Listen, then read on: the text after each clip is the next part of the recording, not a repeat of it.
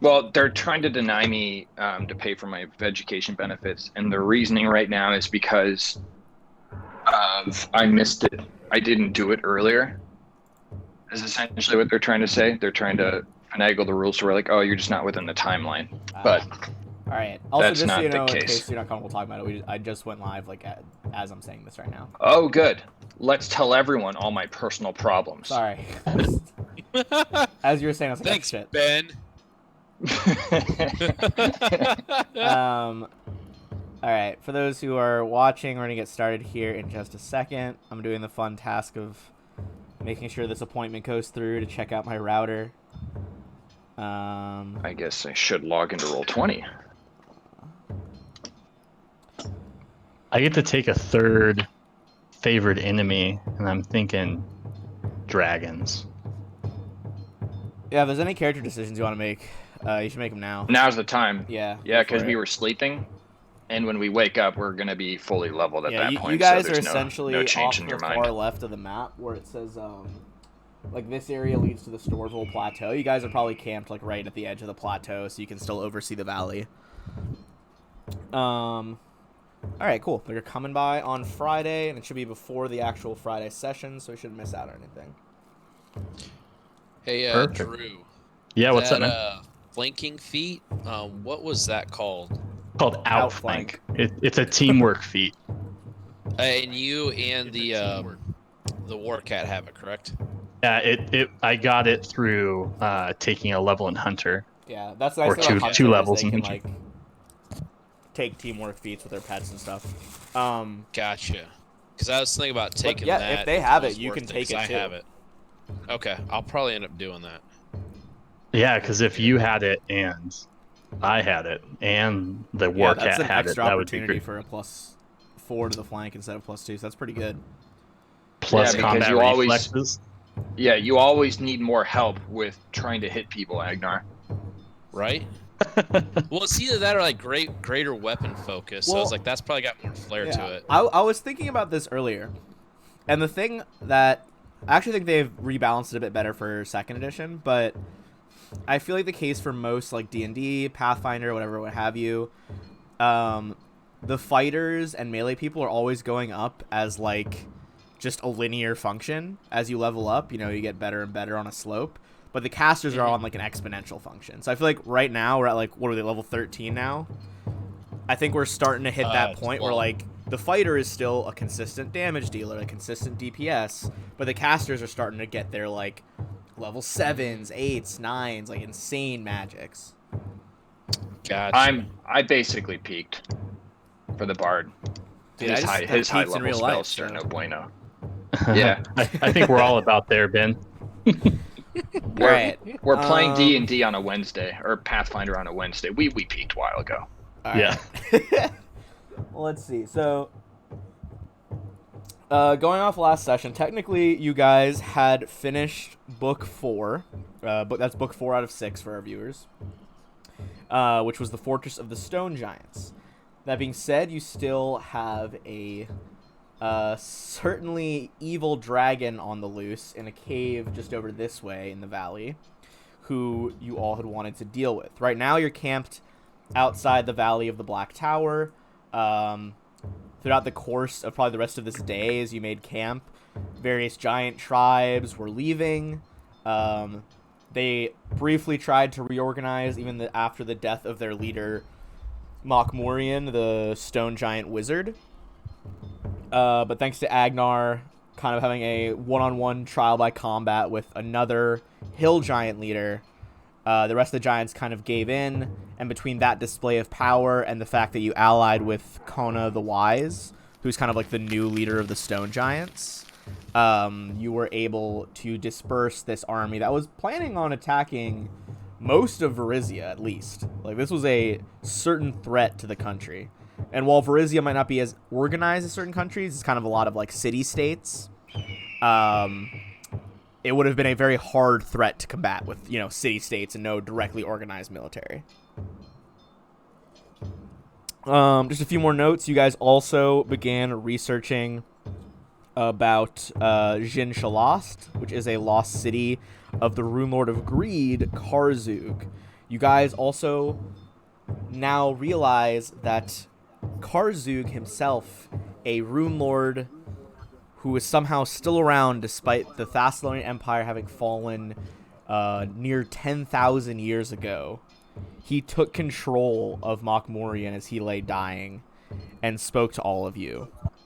You also found out that those of his servants that you had killed who were bearing the Sihedron, so this little pendant I'm wearing right here, the 7-pointed star, those of you, the enemies you'd killed who were bearing his Sihedron, he had said that they had only hastened his return. So all this tasks you have been doing while protecting the country seem to have only empowered a even stronger foe that you have yet to face. With that kind of recap out of the way, does anyone have any questions? And while you guys think about that, I'm just going to pull up our shout out to Sirenscape. Any questions for that part? Questions? No. All right, cool. Nope. There's always another guy. There's always a bigger fish. I maintain that Qui-Gon Jinn is my favorite Jedi and the coolest Jedi. The man Yeah, he's slaps. pretty cool, especially in the stuff that like takes place outside of the movies. If you ever watch like the cartoons and then the books and stuff. Oh hell yeah, dude! He, like when he appears in like Clone Wars and Rebels and all that, it is very cool. Big fan.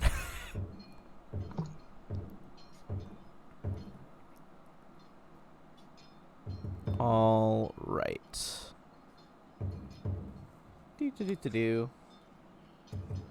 So,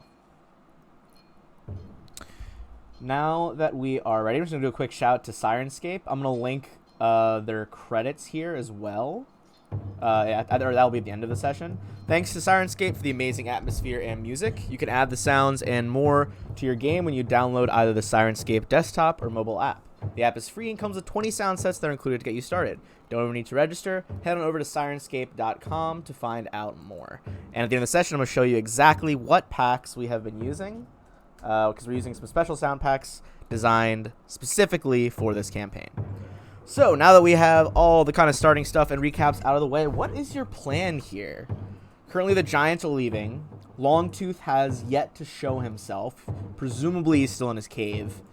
He was waiting a signal from you guys, which you chose not to launch, where he was going to kind of burn a path for you guys. You are no longer under the effects of a Gesh from him, though, so there's no magic from him left on you. That Gesh Not kind of... that it would matter anyways. Yeah, it wasn't really affecting anything anyway, but just in case you all were wondering, the Gesh kind of expired with the death of Makmorian. What is your guys' opinion about the dragon? I'm not a fan of allowing him to stay in this area myself.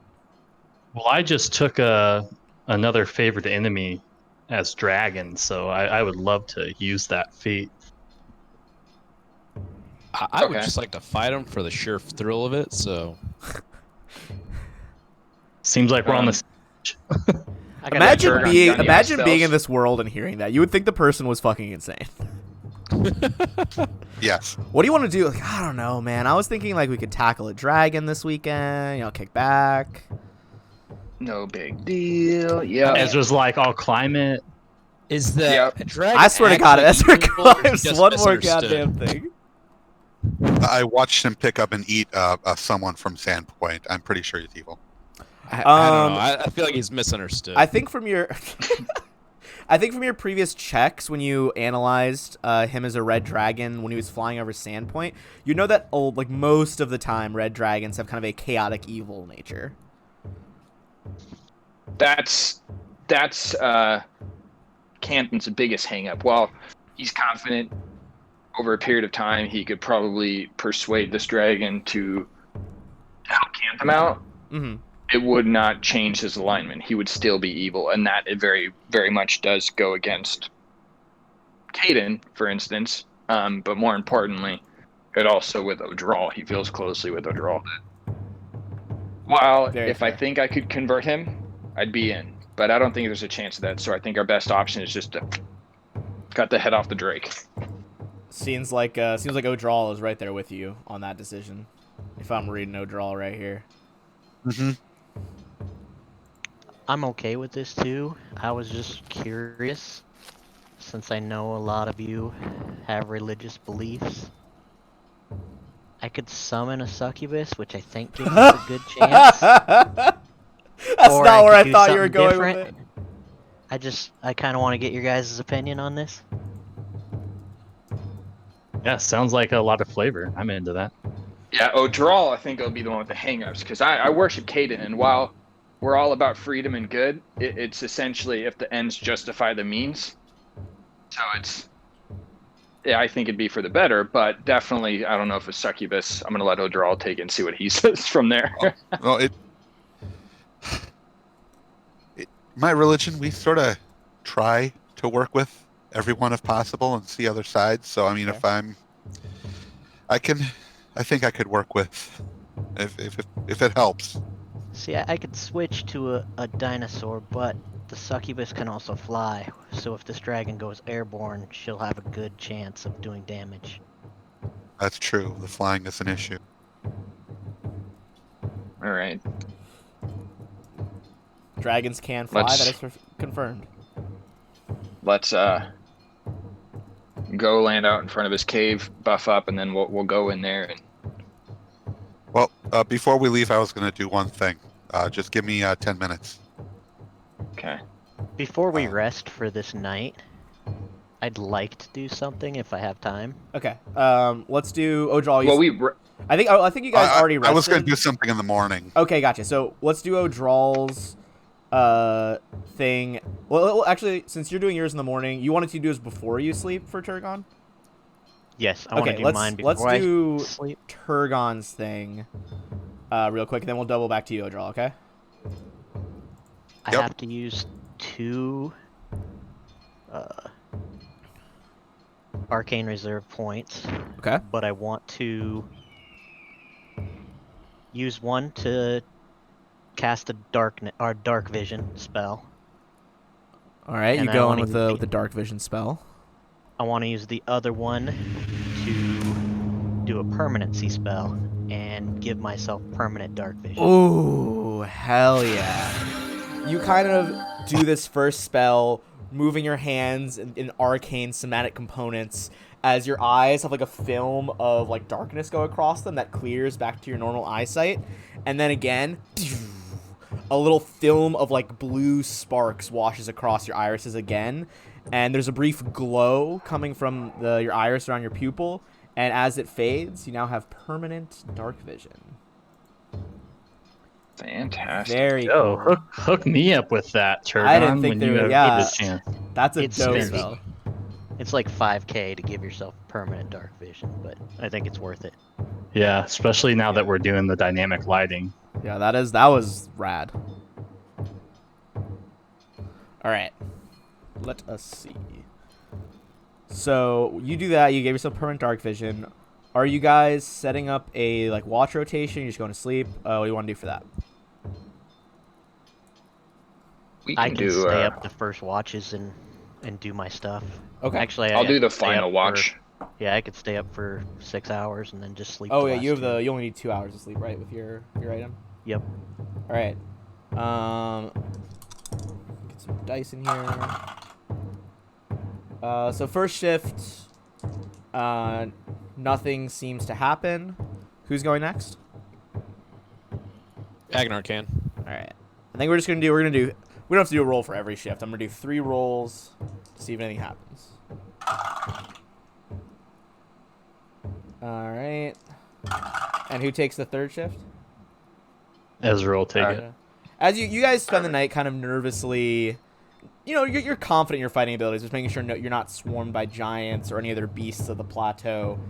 But it seems like for the time being, there is still kind of a power vacuum in this valley. The giants kind of forced away a lot of the larger animals of prey and monsters. And for now, you are totally fine through the night. So with that brings us to O'Drawl. As you wake up in the morning, what exactly do you want to do? For those who are watching, I'm out of costume because my robe is still dirty, and I haven't had time to clean it for this game. So that's the tea. Odral, what do you want to do with your morning here? Okay, so after I prepare my spells, I spend 10 minutes, and I use my newly gained 6th level spell, and out of the ground rises a table with all sorts of food and baby drink. That is very cool. Very cool. Oh, is this the scroll that we got?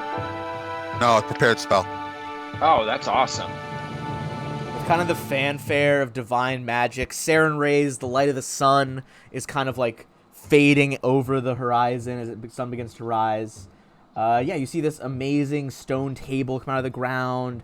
There's this incredible spread of like wines, bread, cheese, various roasted meats, vegetables, exotic fruits from far and wide across Galarian. And you guys have this amazing feast to take part in. Ezra comes over and puts his hand on Odral's shoulder and is like, "What a great spread. But do you think you could help me with my drained levels here?" Yeah, 1 second. That's 11 temporary hit points to everyone. Nice. Okay, so on top of everyone's things, you're going to get 11 temp points. Wait, before we do healing this morning, did you have any healing left last night, Odral? Because I feel like you would have just hit them with that.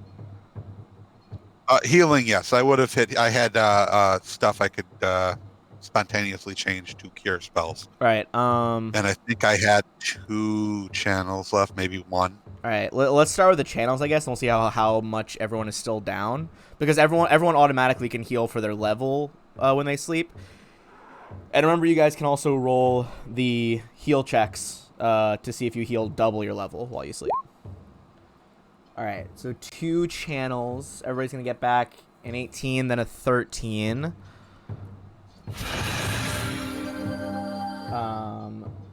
For a, what is that, a 31 total.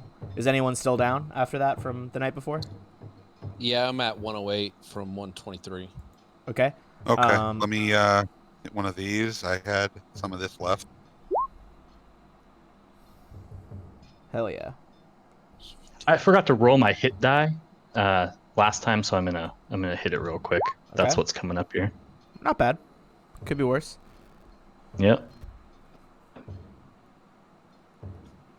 And I'm also down a energy drain as well. Just 1 level though. Okay. I believe I need a full reduction for Alright. level. The war cat is down a level as well, but I think she'll take the back seat for now. Yeah, because I only had 2 prepared, so I'll burn.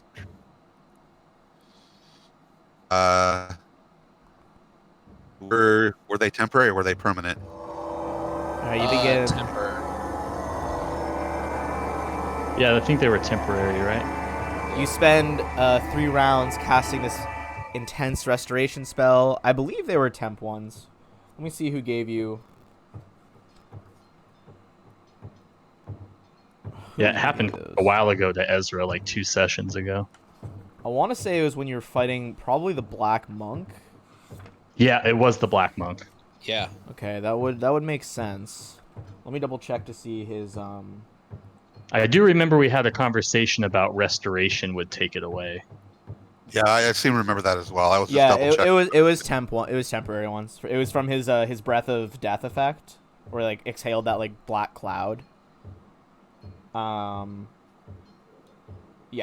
so you'd be able to restore all of them with the restoration. No problem. Sweet. Thank you. Sir. Welcome. All right, so we got the healings done. Wait, when you said heal all of them, did you mean like all the levels or all 3 characters that are down? I only had 2 castings restoration, Yeah, so sorry, it would have I been meant- all of them on 2 of you. Yeah, Cool. exactly. Yeah, so 2 of you get That's all what- the that's what I negative thought. levels back. Perfect. Basically, yeah, it can restore all temp negative levels with one casting, but only can target one person at a time.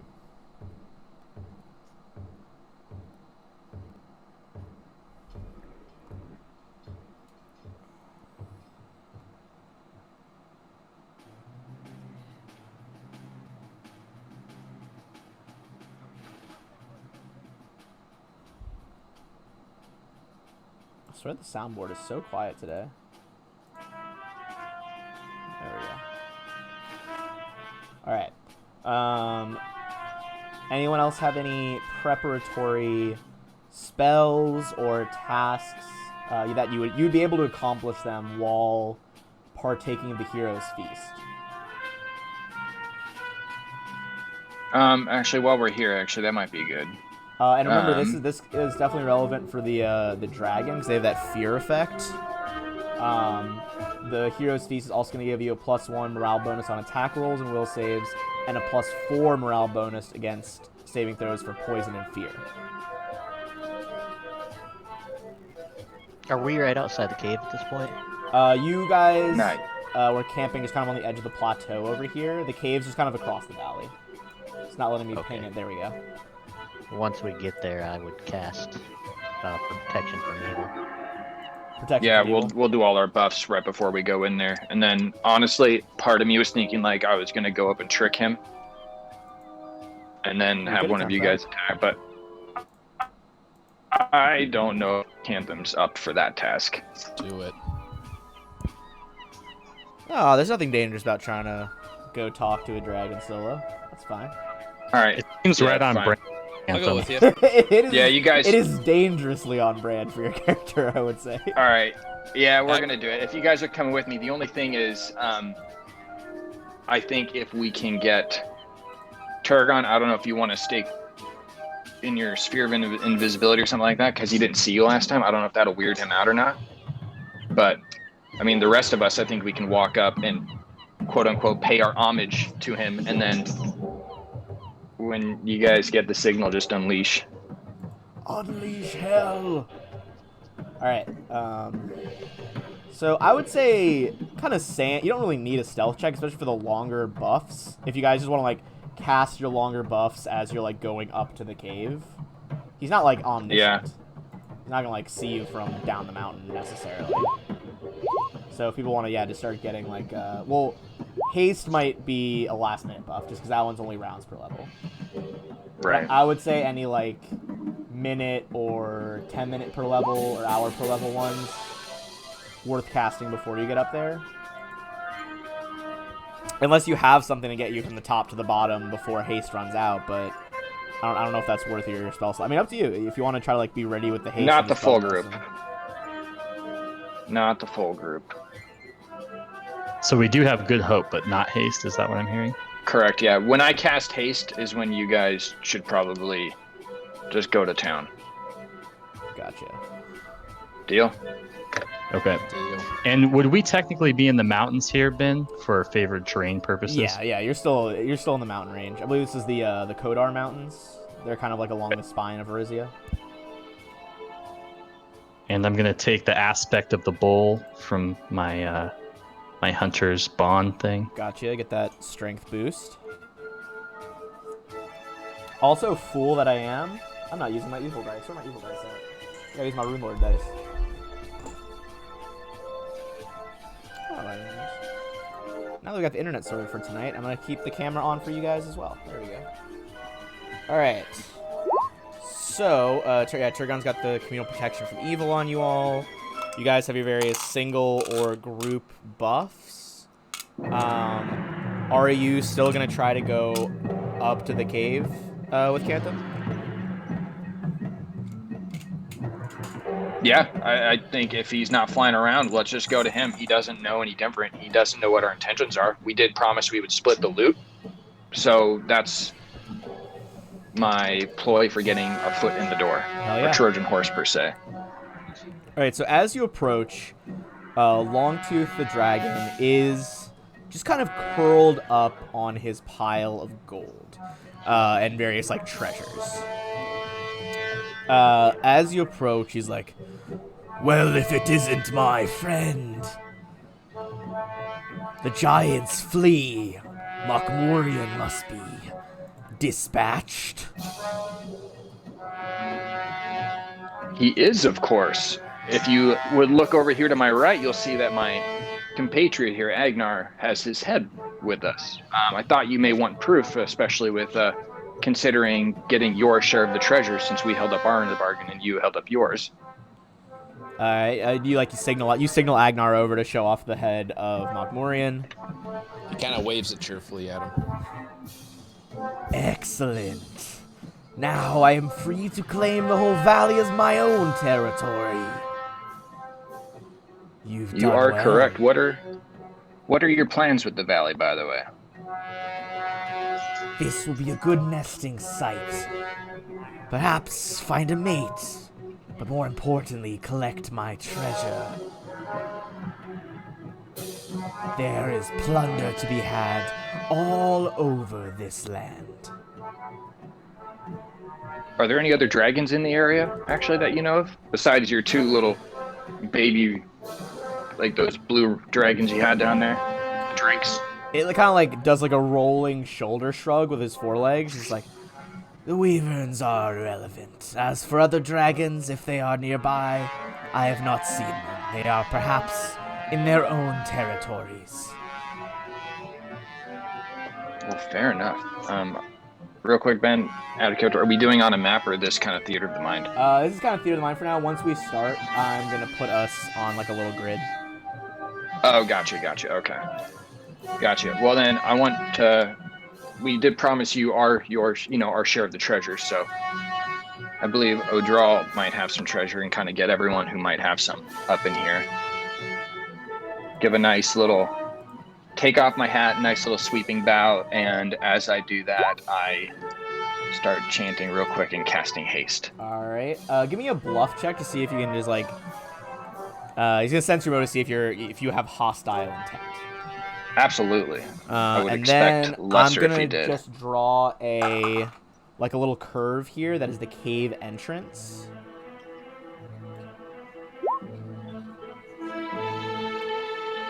Of course, I make a joke to shake off the bluff. He is woefully unprepared for this haste effect to go on. So assuming you guys are all near the cave mouth, so you move within that 30-foot restriction of the haste, you can kind of just drag and drop your tokens over here. Can you guys see the map? No, it's just black. Okay, hold on. That's because I think I still have dynamic lighting on this one, even though it's just a random battle map, which is not necessary.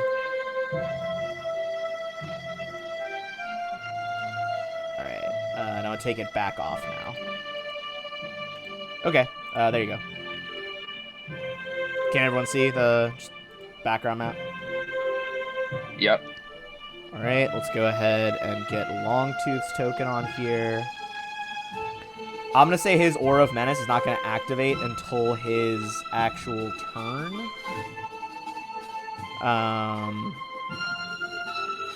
So with that, I'm going to say your haste spell goes off, and let's roll for initiative here. Alright, Longtooth off the bat with a 20. Gonna get some dragon fire music going.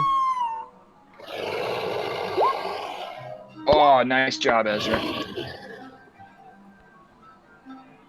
Alright. For some reason, I can't drag my character onto the map. Let me try. Hold on, give me 1 sec. I don't see your character. Oh, it's because I still have Longtooth typed into the search bar. 1 sec. There you go. Why are you all still small? I've reset this so many times. I swear to God, I have fixed that token problem so many times. Whatever, I'm just going to make you guys bigger, and we'll deal with it. He's not to scale either, then. No, he is. He's good. He's fine. Because he's only large-sized. Is that token okay, Turgon? Do you have control? Yeah, I can move. Okay, cool. All right. So everyone gets that haste effect real quick. Is that that by now familiar green light surrounds your limbs, accelerating your speed. That's gonna bring us to everyone is in initiative. So we are gonna start off with Cantham. He is going to try and keep him where he's at, and of course he's going to betray him and cast Jesus. Thorny Entanglement on him, and then take a 5-step back. Does Thorny Entanglement need a damage roll? Or Yeah, because it. Oh God. All right. So he's supposed to make the save. Maybe it didn't. But No. Okay. So I think it just goes up because it's a 40-foot radius. So we can just assume you do it like, like to the back of the cave. Right. So thorny vines begin sprouting out of the ground, kind of these thick roots that have probably been dormant under the ground for like years and years. They try to start wrapping around Longtooth. That is going to be DC 17 reflex, right? Correct. For partial. Ooh, that's going to be close. Okay, he is going to manage to not be entangled, but I believe he still takes the damage.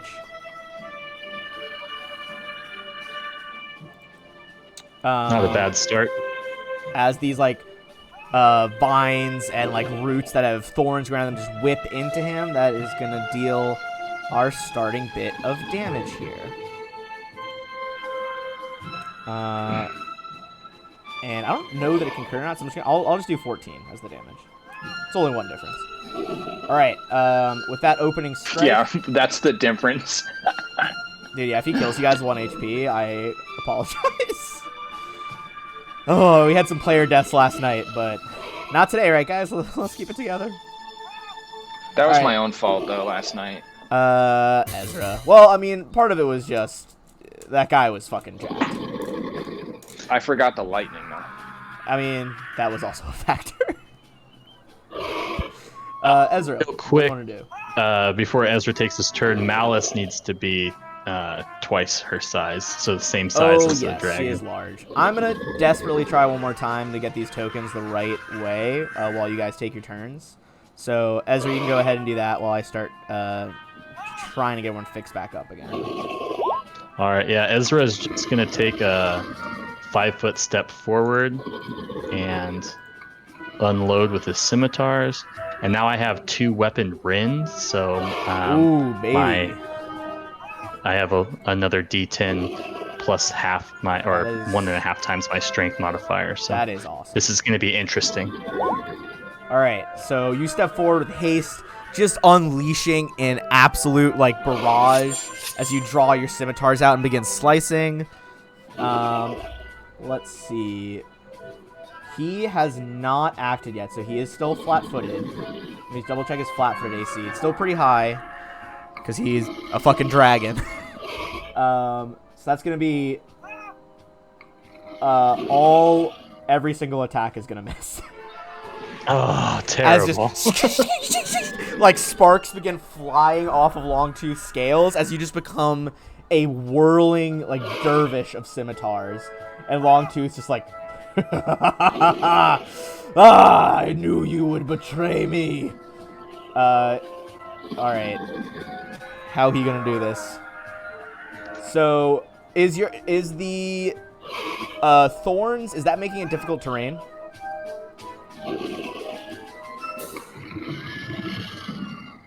I don't think so. Thorny Entanglement.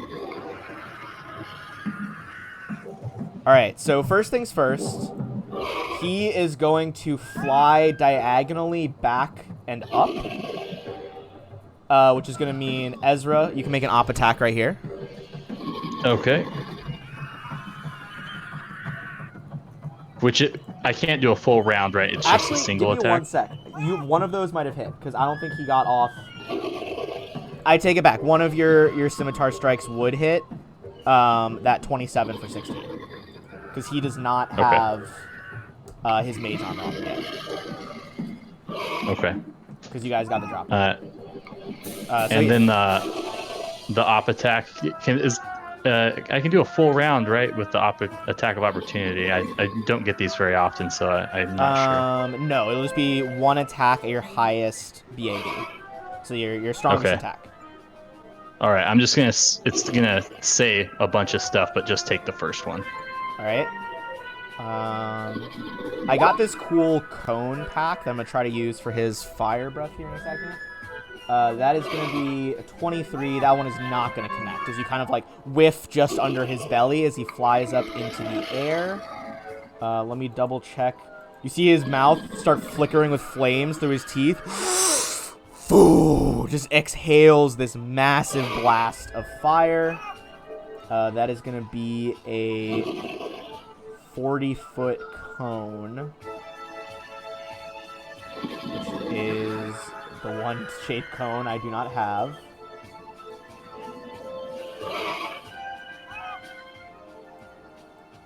Hold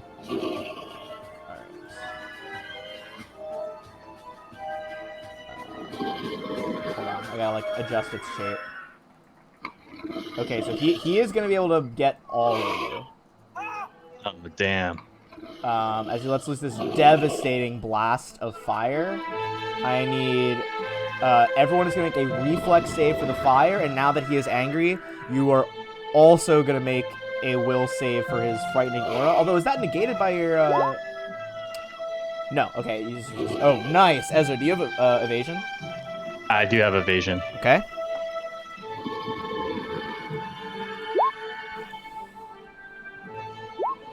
I'm going to roll his fire breath publicly.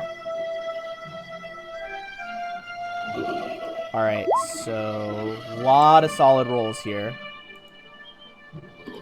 Alright. Also, you were about to ask about Good Hope with Fear. I don't think it negates it. They have Good Hope. The way I interpret it is if they have a fear effect on them, I can cast Good Hope again to then negate it. Right. It's specifically Crushing Despair, I think it negates.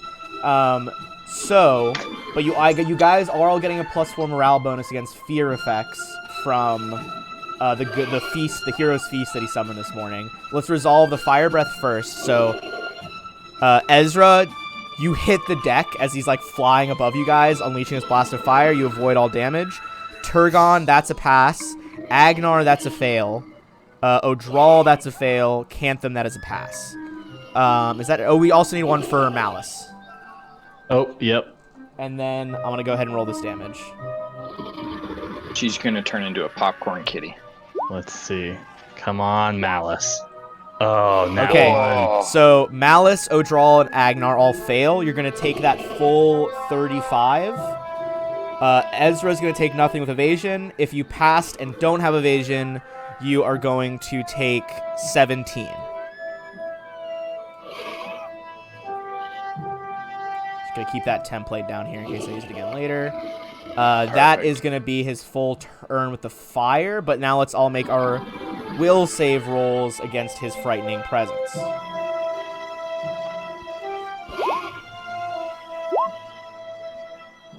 Oh my god. Alright, that's a pass, that's a pass, that's a pass. I'm worried about Agnar here and Ezra. Yeah, give me just a second. I'm Ezra. catching up on my damage that Agnar, Malice took here. that is an exact pass at 18. Oh! Alright, we got as a pass for everybody, so... Except for Malice. Agnar finally got a will save to pass. Malice He is did. gonna be affected. How many hit dice does Malice have? Let me see. That's never a good question. Yeah. Because that'll determine what actual effect it is. So everyone else besides Malice, you pass with no ill effects. You were ready to fight this I think dragon. she and you has- stand ready to attack. Is it 8 hit dice? She has 8 hit dice? Okay. So she gets to ignore the panicked condition. She is still going to be shaken for 5d6 rounds. Okay. So she Would you is- say 5d6? That is what I said, yes. Oh. This is not looking good. You for are my kitty. shaken for... Malice is shaken for 20 rounds. Whew. Which is basically going to be this whole fight, win or lose. So basically, shaken, again, that is the -2 to attack rolls, saving throws, skill checks, ability checks. And with that, we are done with Longtooth's turn. So that's going to bring us to Turgon. Oh man, this may have been a mistake. I'm gonna. Dragons are fucking dangerous, my guy. What do I know? Would I know if he can do that dragon breath again? Give me a knowledge arcana check. Would be to determine the dragon's kind of patterns. Yeah, Turgon would know that most dragons, they can breathe more than one time, but it takes them a little bit to recover. In game terms, that means it's going to be usable every 1d4 rounds. I would say you wouldn't really be able to tell when the next one is coming necessarily, but you would at least be able to tell with that check that it's not going to be his next turn that it happens. It does not seem like there's any like fire in his belly right now. Okay, I'm gonna move up behind Odral and I'm gonna start summoning a succubus.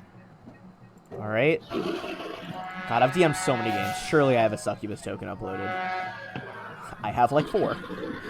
All right, you begin summoning a succubus from, I believe, the Abyss right now. And that is going to bring us to Agnar. So Agnar, the dragon is currently about 30 feet up as it like flew back and up. So I'm gonna use the boots of flying, and I'm gonna go right and hit him with the glaive. All right, you pop up with the boots of flying, go for a glaive attack. Let me double check his reach, make sure he doesn't have 15 feet. He does not have 15 foot, very good. And that's a +4 to the crit confirm. Sorry, my stream is being weird. That's you only get the one attack though. Yeah, it's only the first Because you attack. did a move Oh, action. yeah, you're right. So that is going to be a hit for 28. Longtooth still looks like he is cooking. That's going to bring us to Odral. Okay, I'm going to slide over 5-foot step here. Okay. Move action. I'm going to activate the the solar invocation. Everyone gets a +2 competence bonus on attack rolls and damage rolls against evil creatures, and +1 to DC of spells. Hell yeah. The Dawnflower's light shines over you all. Kind of like the sun right at this moment crests the mountains behind you and just like illuminates this whole cave. And standard action, I cast Sunbeam. You take some of that sunlight entering the cave, doom, fire the beam upward. Right, so reflex negates? Yeah, okay. Let's see if he has this save. A reflex, I think, negates the blindness. And then it halves the damage. Yes.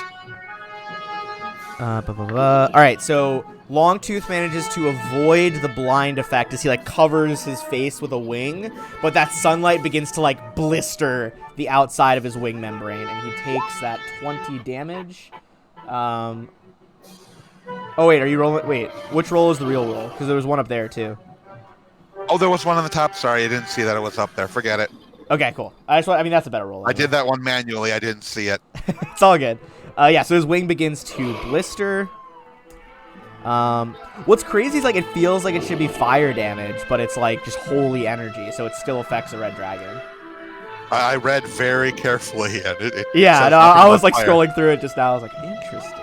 Evocation light. That is awesome. Okay, so with that cool blast of light, that is going to bring us to Malice. Okay. If Malice can do anything. Yeah, if Malice can do anything here. How high is Longtooth? About 30 feet. And yeah, I don't think she can really do anything.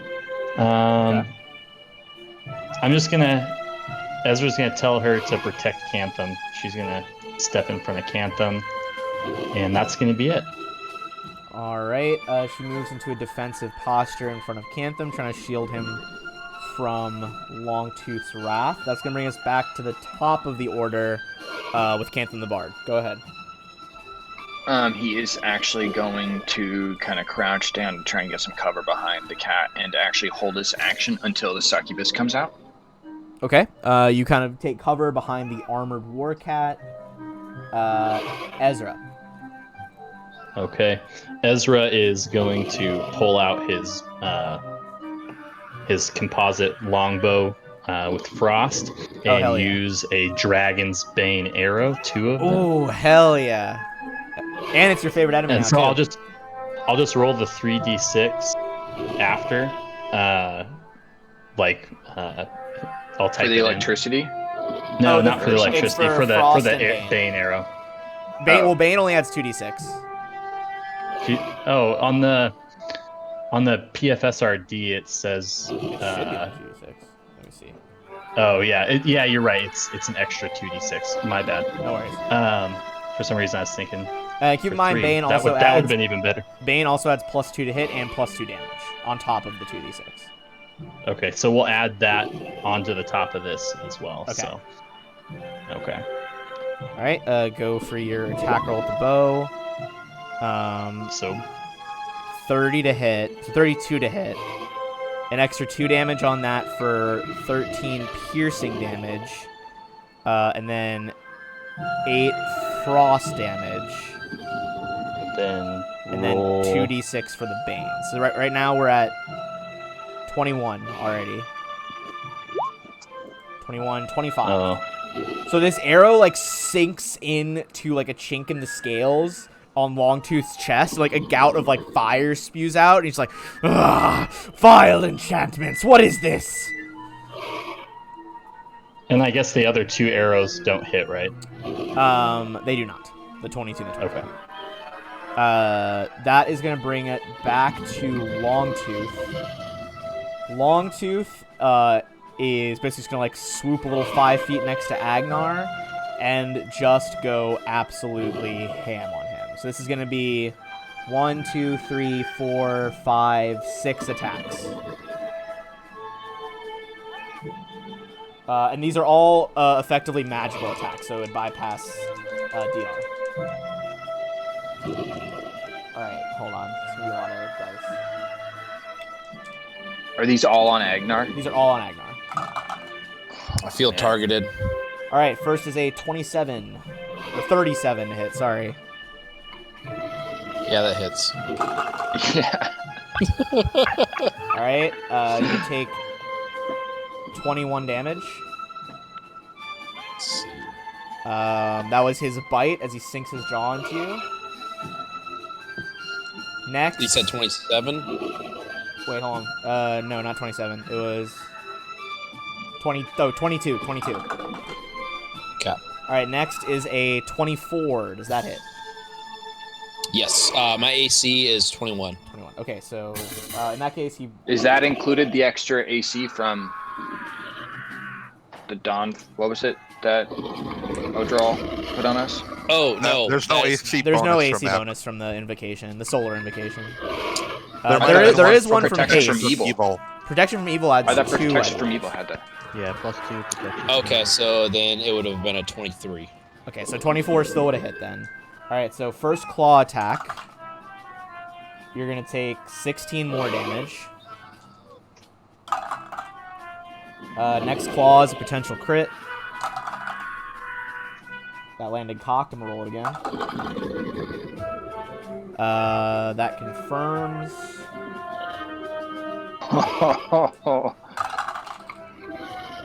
You sought out this dragon fight, not me. Hermes Sure did. flew too close to the sun there, even with his flying boots. You're going to take another 22 damage on the second claw.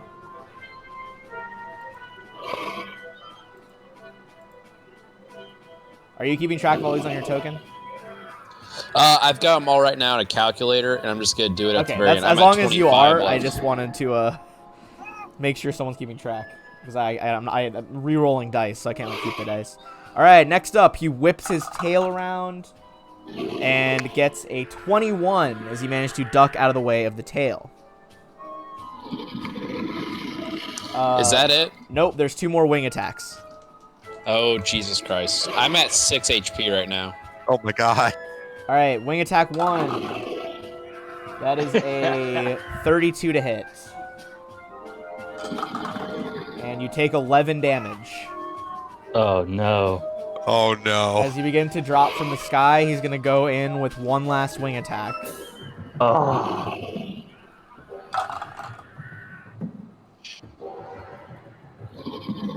Okay. Here's the thing. He got a nat 1. Oh, god damn it. He got a nat 1, so he missed. Because your So I body get some fell HP too back, fast. right? That being said, you are unconscious and incapable of making the reflex save to resist fall damage. So, what are you at right now, unconscious? -3. Okay, what is your con score?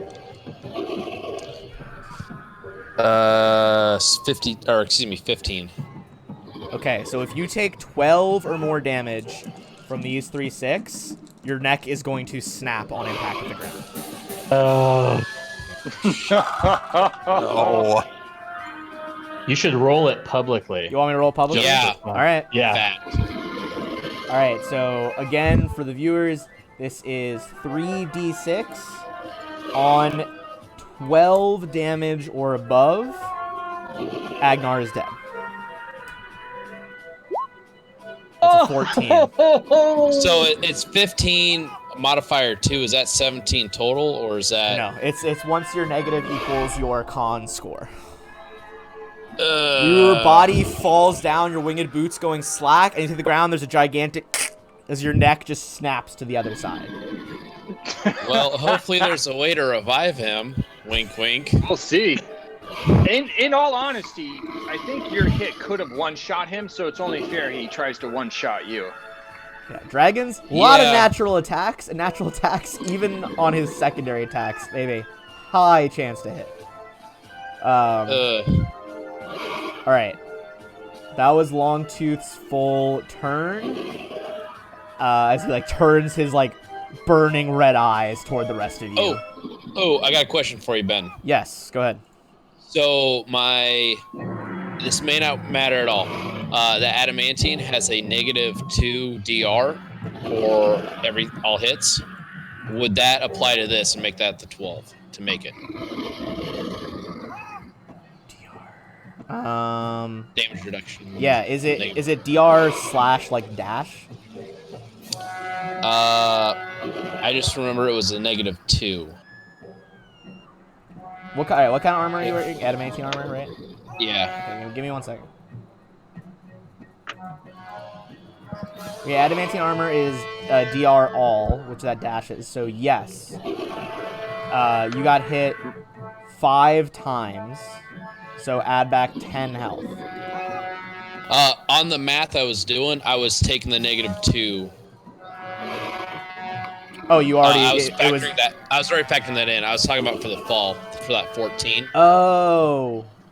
Yeah, I mean, I think that would protect you from the fall to bring it down to a 12, but isn't that still you dead? I thought 12 was to make it. If it's No, because you it's already had not. -3 and you die at -15 for you. Okay. So, the armor does slightly cushion your body, but not your neck. It was worth a shot. That's a dark way to put it. Yeah, Jesus Christ. All right, Turgon, your succubus appears right over here. The token I have is this one.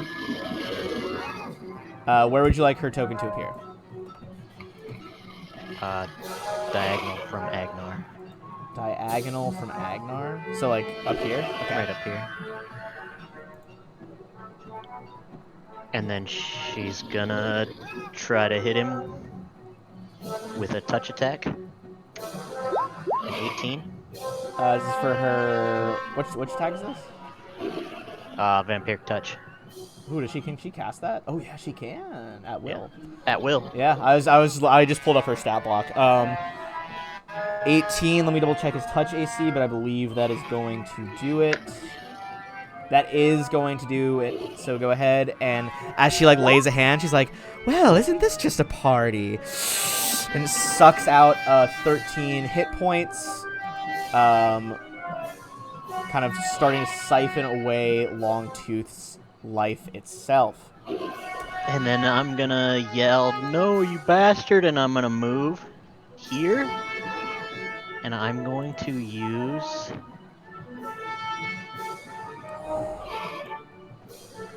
intense. Versatile evocation, Okay. and I'm gonna make this a cold spell. Interesting. Okay, so bypassing his immunities. So a Maximize 25 touch, switching. a 25 touch, and a 16 touch. So 2 25s and a 16. All right, with his cold, these 3 blasts of ice, like icy cold wind, rocket toward Longtooth, and the ice crystallizes around his wings and his heart, and he plummets from the ground. As the ice shatters, it punctures his internal organs, and Longtooth dies with a roar. Damn, Turgon. I didn't think Okay. I'd kill him. I was like, Hell yeah. Well, Yeah, you were so close It's to not just murdering that he's immune to fire; he also has vulnerability to cold. So those all do an extra 50%. Yeah, that's why I was making sure we had that. Oh, I didn't even get to cast my spell. Okay, well I'm gonna get my spell off because I need to get to Agnar quickly Yeah. Okay. and cast Breath of Life on him. Oh hell yeah! What a spell! Boom. All right, so you heal Damn. 44 damage, and even though you are dead, because your soul was on the way to the River of Souls to go to Pharasma's Boneyards, and Odral with his healing magic just pulls you back to the material realm. He's like a weed. He kind of like holds his holy I just show symbol, you guys what I wanted to and- do. exhales this like glowing yellow cloud over you, and seals up wounds, brings you back up from death. Wow. What the hell happened? You finally met a creature you couldn't kill in one shot. Devastating. Devastating reality. All right, let me flip back to his cave. Just so everyone knows, I was going to cast that with a DC of 26 with the succubus, which a succubus is all about lust. And so I was like, this would have just been... That's really funny. All right. That would have been awesome. So Agnar looks at let's the keep that in our back succubus pocket. is completely scare-roused. All right. After a few more rounds, the succubus just like bows and is like, "Until next time." Like vanishes in like a puff of brimstone. All right. So first let's do XP on the dragon. Everybody's gonna get 3,200, and then we can investigate his treasure hoard.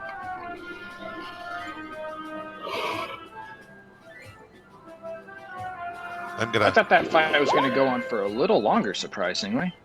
here's Sirius on Agnar quick. I mean, he potentially could have gotten 2 breath round weapons Say that in that again? time, and it could have wrecked you guys.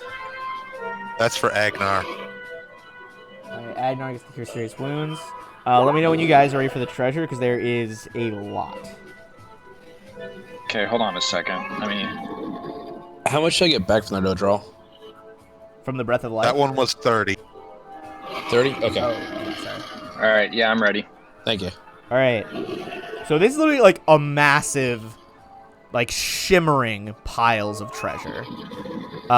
First off, let me stop our dragon battle music really quick.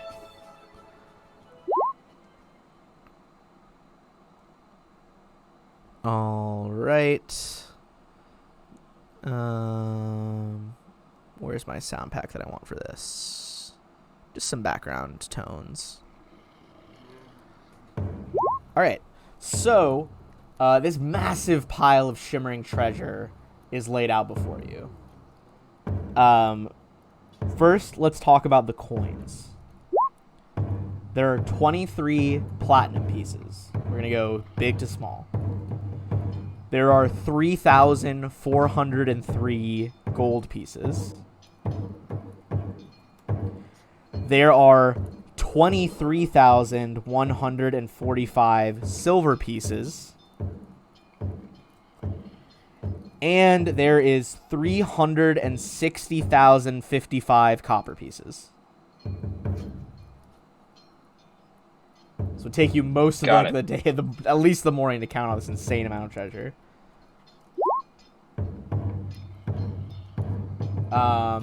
In addition to that insane amount of coinage, Got it. there is more. So there's lots of gems scattered within.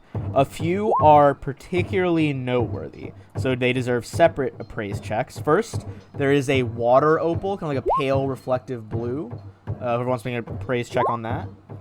Nat 20, the water opal is worth 1,000 gold pieces. And again, these are treasure items. This is sell for full. The next, there is a rich blue diamond about the size of your fist. Give me an appraise check on that. The blue diamond is worth 1,600 gold pieces. And final of like the big gemstones, about the size of like a human heart, there is a perfectly shaped oval of black opal run through with like veins of red. This was Longtooth's favorite. Give me another appraise check for that. That one is worth 8,000 gold pieces. Wow. That's awesome. For the rest of these, I'm going to try to start saving us some time and going through the other treasure items. There are 53 assorted other gems worth a total of 3,500. There is a fine linen tapestry depicting Tien monks sparring in a courtyard. That one is worth 600 gold pieces, but it weighs 50 pounds. And last but not least, I guess it is least. There are more expensive items. There is a set of solid silver idols on a ledge on the innermost wall. There is a idol of a wyvern with a human rider, a human warrior trampling a demon underfoot, a centaur in full plate mail, a leaping fish with a wide mouth full of teeth, and another idol that you all recognize from the hologram. This is a silver idol of Karzug the Runelord. So the first 4 idols are worth 600 each, and the idol of Runelord Karzug is worth 5,000. Are these treasure items so they're full, or are they? These are all treasure items. Like since they're art. Okay. They're for the mantle at. Yeah, or they're Barizia's just fortune. for decoration. That's exactly what I was thinking, man. Putting them up there at the tapestry and all the other crazy items we got, all the heads. Which For the wealth of a small city. Oh yeah, this treasure hoard is more than, I'm gonna double check, but I'm pretty sure it's more than the base value you're able to spend in Sandpoint. Like it's literally more than Sandpoint's economy. You just buy Sandpoint now. Totally worth Sandpoint's- dying over. Let's see. I got the stats right here. One sec. There's the Sandpoint. All right, Sandpoint. Let's see. The base value in Sandpoint is 1,300 gold pieces with a purchase limit of 7,500. So literally with like the entirety of the wealth in Sandpoint, they couldn't even buy the opal. Awesome. I don't know if It's all everyone the- saw, but I channeled for 49 also for everyone. Jesus fuck. Oh, is that across 2 channels? That makes more sense. That was 2 channels. Yes. I Oh, God. thought that was one channel because I was looking down at the book. I hadn't seen the screen yet. I was like, oh my god, how? Any Good. magical items anywhere that we can do check for before we head out? I'm double checking right now. Do.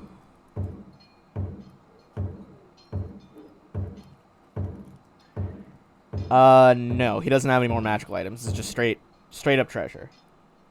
Gotcha. That'll be fun. Although I can he work with does that. have a necklace actually on him. Okay. This might actually help your cat. This is an amulet of mighty fists +1. So while she's wearing it, all of her attacks will be treated as magical. Awesome. And it would give her +1 to hidden damage. And you can farther enchant those amulets to add like the type of enchantments you would add to weapons, like a flaming enchantment. So you could add she could have like flaming bites and stuff. Oh, that's cool. And Yeah, that's it's awesome. about the same price point as if you further enchanted a regular weapon. Yeah, they're really what's good it for called animals and like monks as well. Really. And what's it anything. called again, Ben? Amulet of Mighty Fists. Cool. If everyone's cool with that, I would love to take that for the cat. For The Yep. cat has No. as long as it has a neck slot, but I'm pretty sure the quadruped companions do have a neck slot. Like, why wouldn't they? Yeah. Also, this If we necklace learned was literally anything from big the enough for a dinosaur. large-sized dragon, so I'm fairly confident it would fit on a war cat. All right. That's such a cool item. I feel like this is the first That is time solid. in many a moon of a game where I usually like to take a break at the first hour mark, and we're actually already there and not in the middle of an intense combat. So do you guys want to take a quick 5-minute bathroom break? Yeah, that works. And Yeah. then after that, we can. Is that all the business you guys want? Like, do you want to do anything else in the valley, or do you want to move to Book 5 officially? Yeah, we need to head back to the academy or whatever we're calling it. I just call it that. The academy. Varizia's Fortune. Varizia's Fortune. Yeah, we need to head back to Varizia's Fortune. Gotcha. Okay. Camden's school for children who can't read good and want to do other things well. Can't read good. Okay. needs to be at least 3 times bigger. This really threw me off. All right, any viewers, we will be right back in about 5 minutes. We'll run a quick ad break. I'll see you guys then.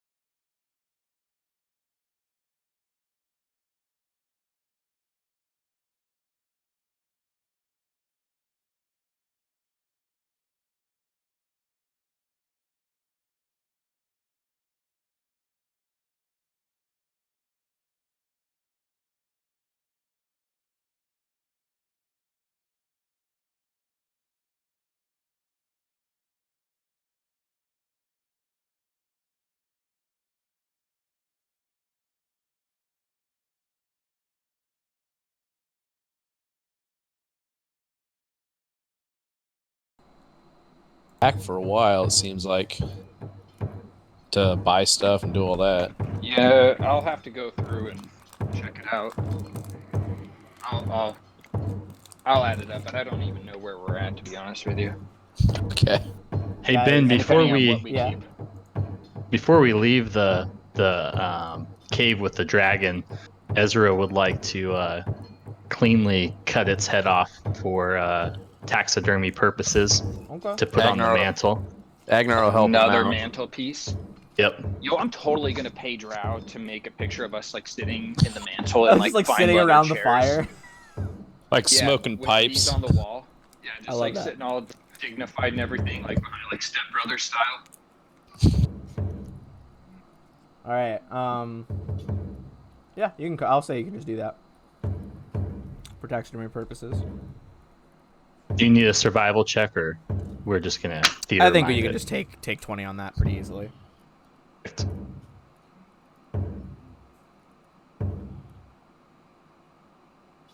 Perfect.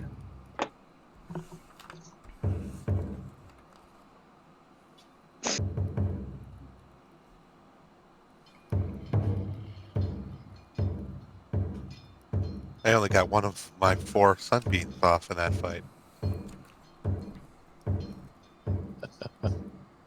I didn't get to make So- the dragon lust after a lustful creature. The two would have just went at it and made little dragon succubus babies. Hell yeah. Yeah, I had like 4 rounds planned out. Succubus did get pregnant and then went back to the abyss, pregnant with a dragon's baby. Oh yeah, I'm sure that won't cause Yep. any problems with the demon race. I'm sure that'll be fine. What could go wrong? Hell, we'll never come Um, back to haunt us. So, one thing I didn't mention in the recap, basically, kind of the latest clue that you guys got, you figured out why they were raiding Sandpoint. They seem to think something in Sandpoint, perhaps they said the traitor Zalasia was maybe used to live there, and where the key to Runeforge was. Because right now, you guys have heard about this Runeforge, this like magical demi-plane that the Runelords used to use for research and like experiments, but you don't know how to get there. You don't know where the hell this thing is. So at the moment, Sandpoint is kind of your... Maybe you can find something out there that they couldn't.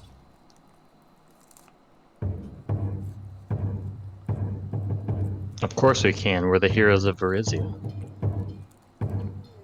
But at the moment, you are not on a time limit. So, if we want to just say that you guys take a day to sell your loot in Magnamar, which I assume you guys could probably just teleport there with Turgon. If you want to do like your selling and your shopping before we move on. Okay, I'll get you guys a total here real quick. Okay. Thanks, Ethan. I just feel like if there's ever a time, should be the Now is it. yeah, beginning of the book to get all that stuff done as much as possible. What was the buying limit in town again? In Magnamar, we kind of just said you can just buy whatever. It's pretty high anyway, but I usually let people buy what they want. The purchase limit is technically 75,000. Plus, you have a guy here who is spent all his time off Yeah, like finding the right networking. people to get the right items. So I think you guys would be able to buy whatever you would like with your wealth.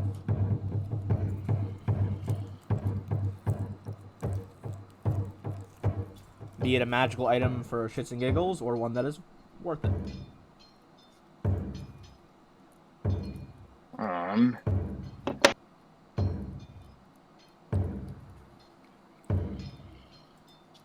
Oh, hold on, I forgot to add in the other items. The actual gold value.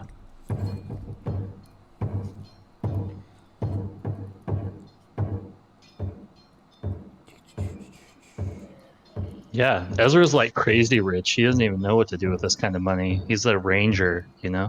Oh, there's a What lot does he of need this magic much items. money I can for? try to like, if you want, I could try to roll for some items, kind of tempt you guys with some random stuff. Oh yeah, that'd be fun. All right. So I know that like it's very daunting to have that much money, but also like, at least in my opinion, this is another thing that I'm excited for when we start playing 2E as well, because from what I hear, this isn't really a problem as much anymore. In 1E, there's a lot of items that you feel obligated to buy, like belts of strength and stuff, so that you remain relevant. But that's not much of an issue in 2E. But that being said, I like having magic items that are, you know, just cool magic items. They don't necessarily have to be like the optimal magic item.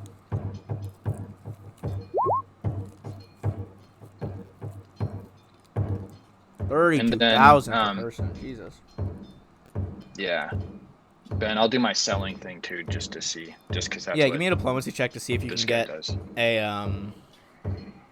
a better selling point on those materials. Certainly earned that. I think I have the Magnamar sound pack ready to go. Let's get that going. Marketplace. There we go. Oh yeah, I'd say you could sell stuff for an additional, say 20%. Oh, nice. So what is that? 32 times 1.2 thousand. I got it right here. Hey, motherfucker. Fuck, I forgot about that. Yeah, so you guys, if there's anything you guys want, now's the chance to get it. Oh, man. Yeah, All I'm right. going to go with this magic item thing Ben's doing here With to that, help me out a little bit.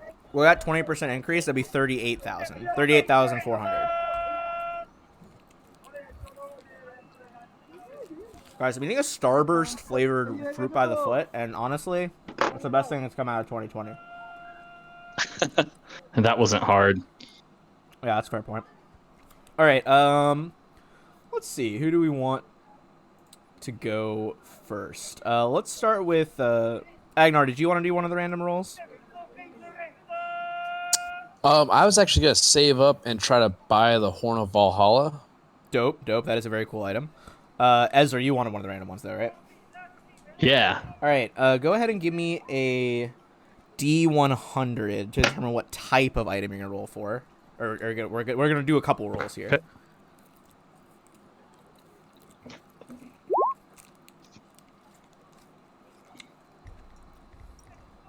All right. 34. That is gonna be a hand slot for magic items.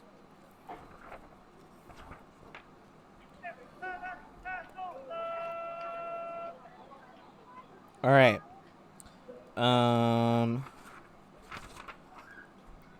Go ahead and give me another D100 roll. Give me two D100 rolls, actually. There's going to be two options. Okay, so first option is a not as expensive option. 27. That is going to be... Where are they? Glyph Bane Gauntlets.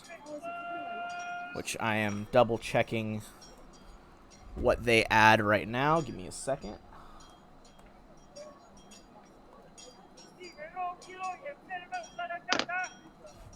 Glyph. Huh. Are they not in my Hero Lab? Okay.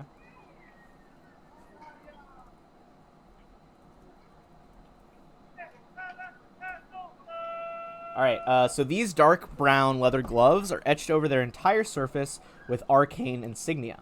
The wearer gets a +5 competence bonus on disable device checks made to disable magical traps.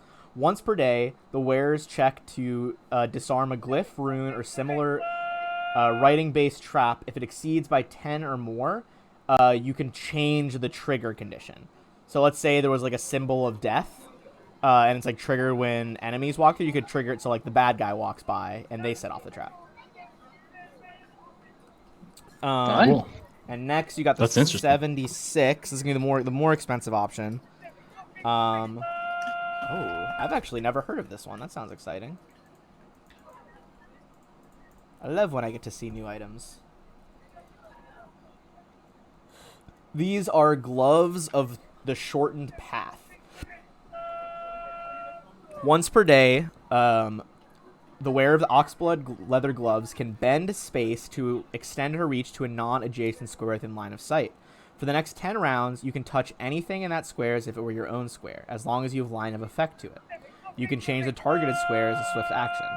When using the gloves to touch, attack, or manipulate anything in the square, the wearer's arms and hands also appear in that square, allowing creatures and effects to target her as if she were in that square.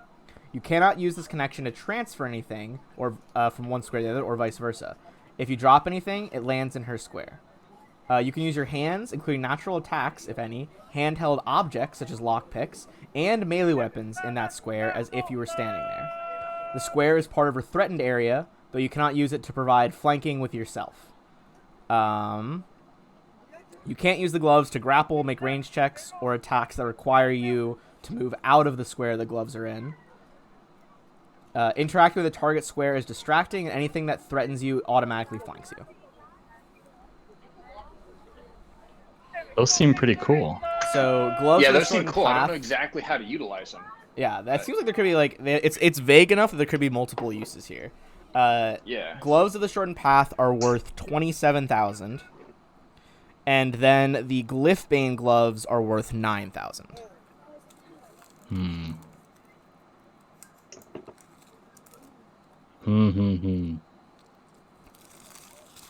You know, I'm gonna go with the shortened path gloves because Alright. they seem like they could be, Mystery. yeah, like but they could also be useful and come in clutch in certain situations. I like that. It fits with your character's motif very much. Like, it's an unpredictable item for an unpredictable. Agreed. All right. So next up, Cantham, you want to do a roll as well? If you want to give me, I actually kind of have an idea of what I want. I would think I might want to pick up a deck of illusions. A deck of illusions. I feel like that might fit with Cantham's character. Or if you think you have another idea in mind, I am all ears because I'm honestly. I mean, you at could that point, you could I always honestly still have no choose the deck of preference. illusions, and then we could still get a roll in if you want as well. Let's do a roll. Let's spice it up because I don't know what else to get with my money, and I have a All right. fucking shit ton. Give me a D100 roll to determine what type of magical item we're working with here. All right, you got a 19. That is going to be an eye slot item. Fair enough. So go ahead and give me 2 more D100 rolls.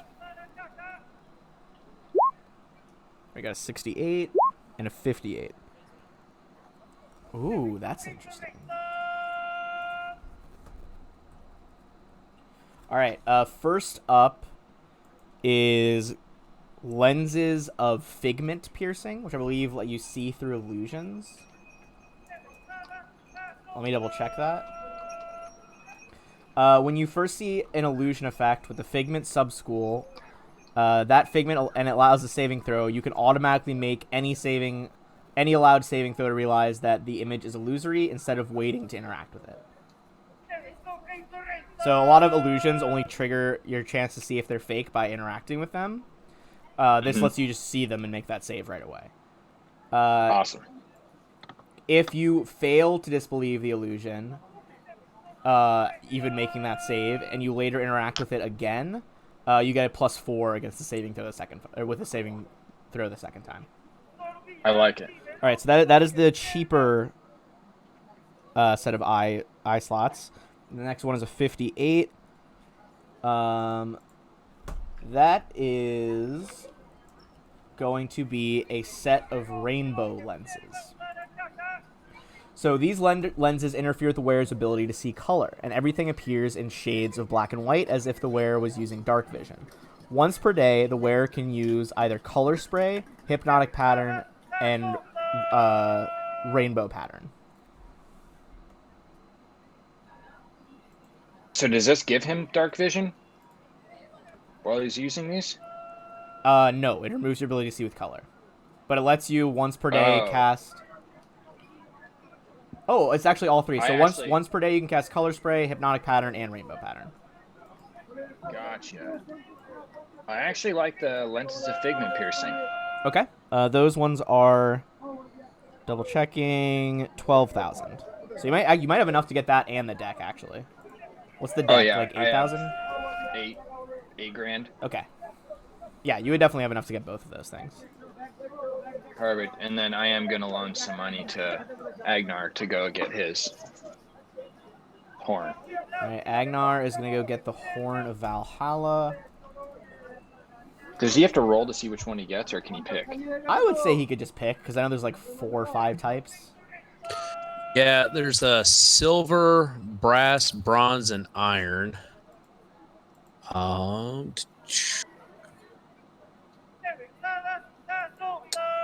think he's gonna take the iron one. All right. Okay, what does this do? Summons a number of human barbarians to fight for the character who summoned them. Each horn can be blown once every 7 days. Roll a D percentage and refer to the table below to see what types of barbarians are summoned. I don't even see that table. That's a cool item. Summon 1d4 plus 1 5th level barbarians. That is very cool. See, They attack Little army. anyone the possessor of the horn commands them to fight until they or their opponents are slain, or until 1 hour has elapsed. So either until they defeat what you tell them to defeat, or they're dead, or an hour passes. So if he chooses, like he can choose, but there's the roll. There's also the roll. So I don't know which one. What did you say? You wanted an iron one? What is the? It says on Hero Lab there's like a D100 thing, but I don't even see. Yeah, it. it's 1 to 40 is silver, 41 to 75 is brass, 76 to 90 is bronze, 91 to 100 is iron. Gotcha. I would say he could just buy the iron one. Okay. and I'm looking at. Sorry, I was looking at the 5e one. That's why it wasn't making sense. Let's see. So, because he's a fighter, he's already proficient with all martial weapons, correct? Yes. So he already meets that you would prereq. be able to All right. safely summon them without any trouble. Sweet. All right. Not getting murdered. All right. So you get that sweet new barbarian summoning horn. Odral, did you want to do a random roll, or do you like know what you want to buy? I was sort of thinking of being boring and getting a bunch of armor upgrades, but I mean that's fine too. Up to you. depends what. You could always do it what they did before, where you just like get a roll, see what you get, and then decide. Sure. What All the right, heck? What do you want? Go ahead, do a D100 to see which type of wondrous item, what category we're looking at. 13. That's gonna be chest. Maybe this is your upgraded armor to begin with. Totally. All right, give me a 2D100 checks for a cheaper and a more expensive item. Oh, whoops. That's fine. I Well, can see 75.94. All right, so first one I can already tell you is probably not going to be your thing because I used it on my investigator. It's a lesser poisoning jacket. Basically, lets you a couple times per day like produce poisons for free out of your jacket. But I don't know if that's Yeah.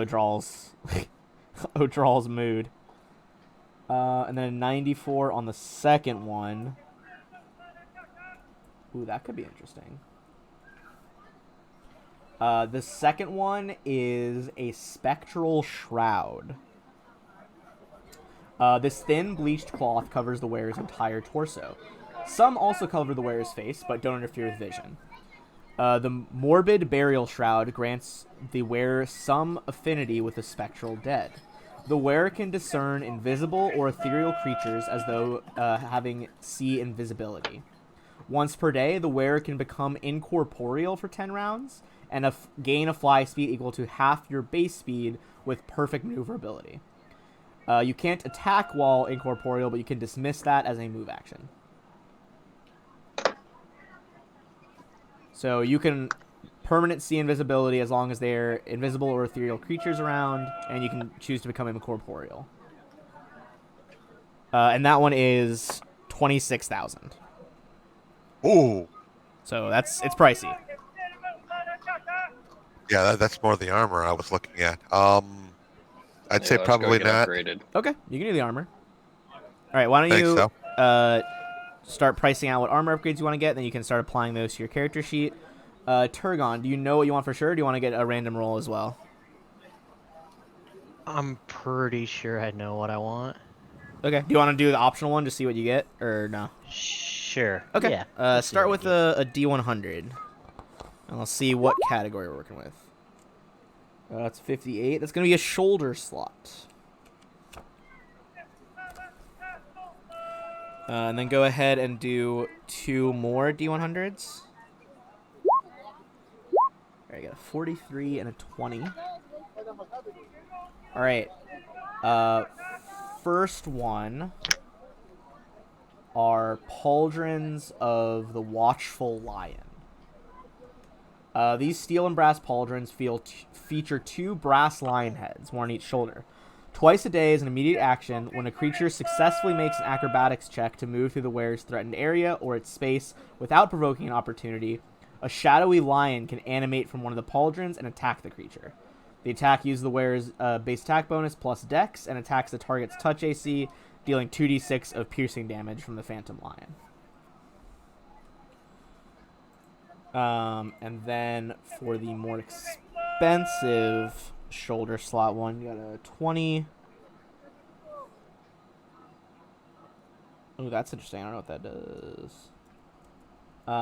This is a Cloak of the Diplomat. This forest green cloak grants a +5 competence bonus on diplomacy and sense motive checks. In addition, once per day, before attempting a diplomacy or sense motive, the wearer can decide to call upon the powers of the cloak and roll twice to take the better result.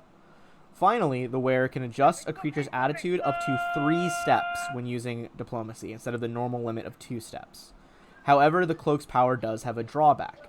Should you fail a diplomacy check made to adjust a creature's attitude by 5 or more, the creature's attitude is reduced by 2 instead of 1. Fly, go away. So the Cloak of the Diplomat is 20,000. Pauldrons of the Watchful Lion are 10,800. I think I'd prefer to find a lesser rod of quickening. Alright, you can find a lesser quickening meta magic rod. Nice, I'll start being able to cast 2 spells. That'll be sweet. Alright, with that, let me put away my equipment reference book over here.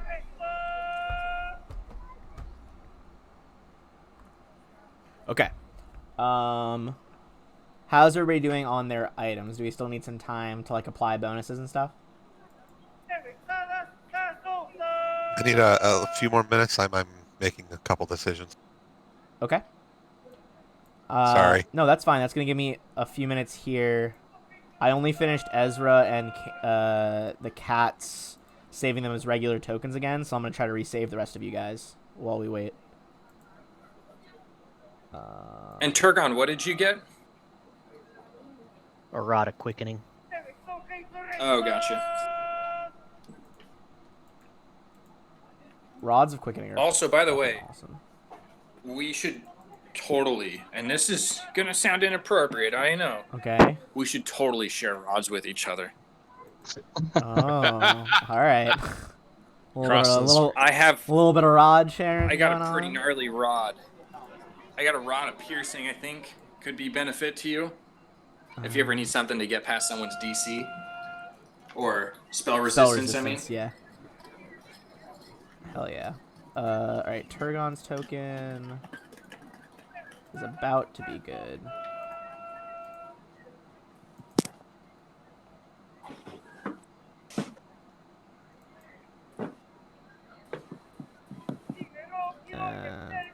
Let's fix Agnar.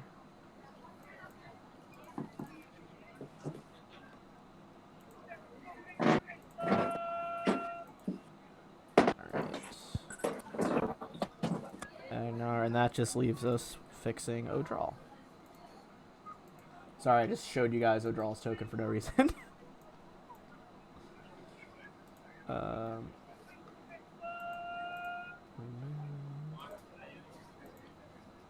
There's always a nice shopping episode after the wind down of a full book.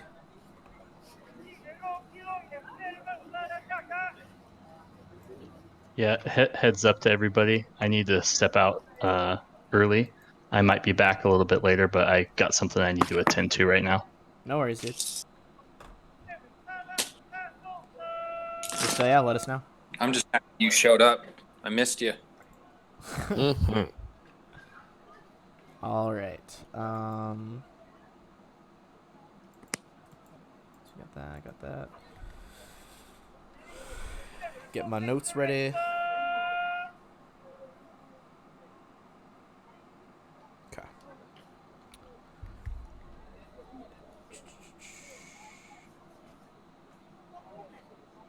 All right. I'm good when you guys are. So take your time.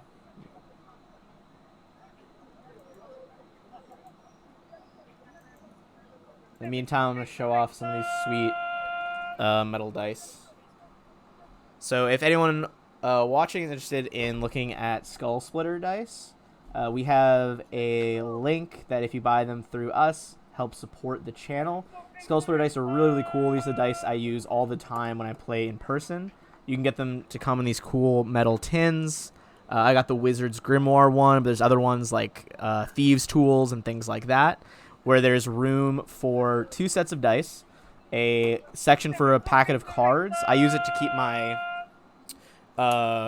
spell cards for rangers in there, and there's also a little space for a miniature for when you play in person.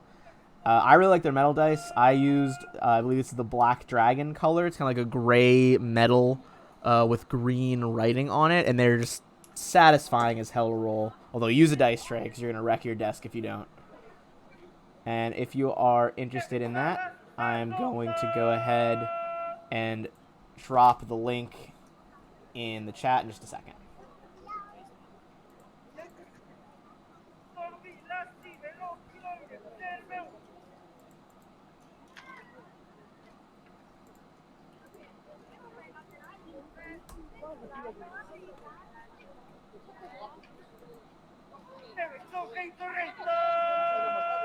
All right.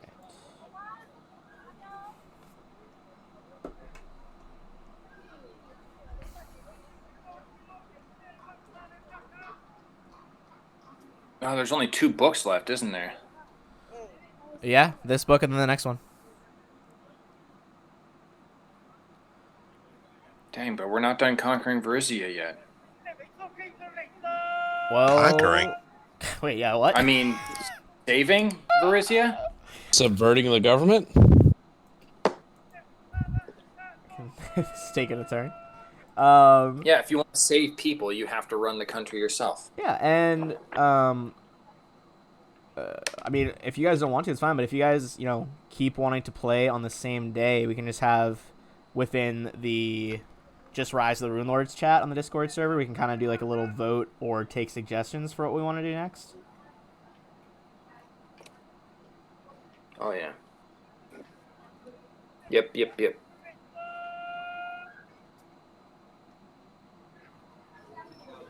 Potentially, I'm still learning the ropes of it, but potentially we could dabble in some 2nd edition. If people are interested in that. I know at least some of the copies they gave me to review were allowed to play as well. And since I have them, I can also get a discount on the map packs on Roll20. So we could do Agents of Edgewatch, because I have the first 4 books of that right now.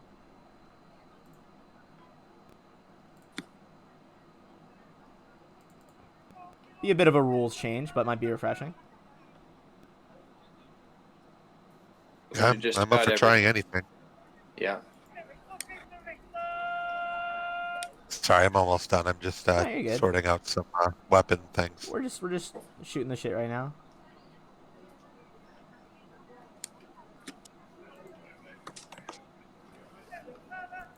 Let me see if I can find the description to that one. What's our plan from here? Are we gonna go to our little house and then go to? Yeah, I believe the plan was to decorate and then go to Sandpoint.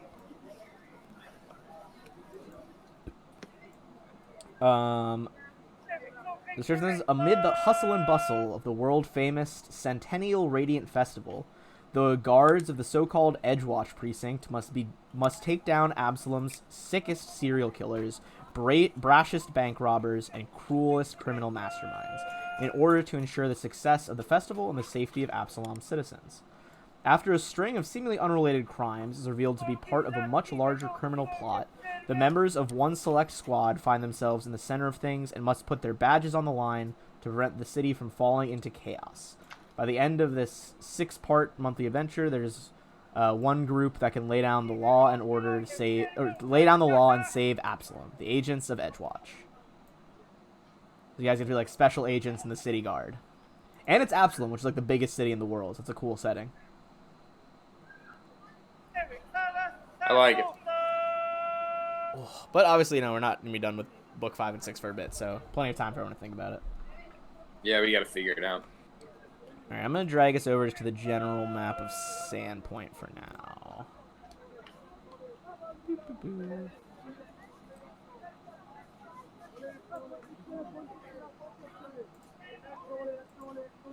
Just for some aesthetics.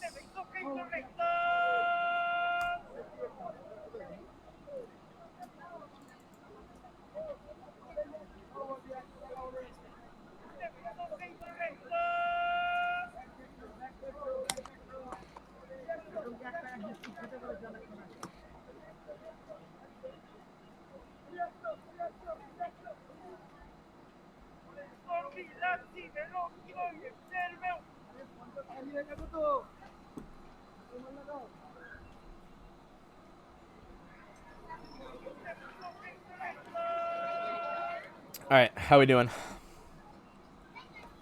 I think I have everything. All right, cool. Thank you for asking. You're welcome. All right, so now we can go ahead and jump back in.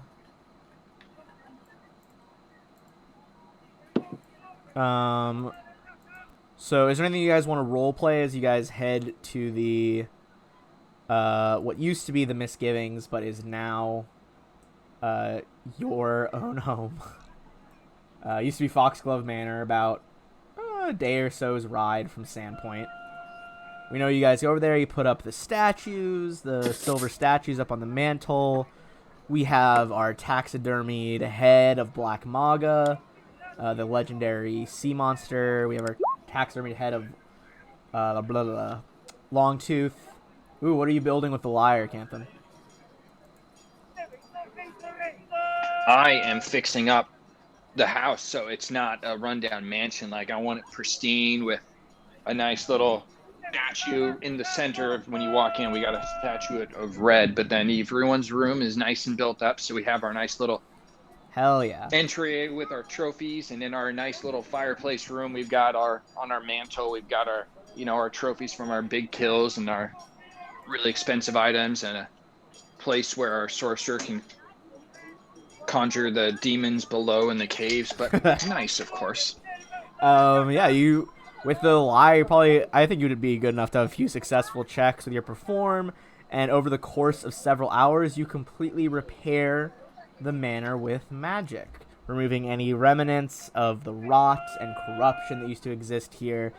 You guys had already consecrated it, so whatever vile presence and ghosts and haunts that were once here have completely vanished, and you are left with your own home base on the coast, the lost coast of Varizia. Very nice. Dibs on the big strim. I'm thinking maybe we should just stay here for the night. We should just chill here. We're not in a rush finally. Yeah. Yeah, you guys want to spend the night? Have some drinks. Oh yeah. Just hang out.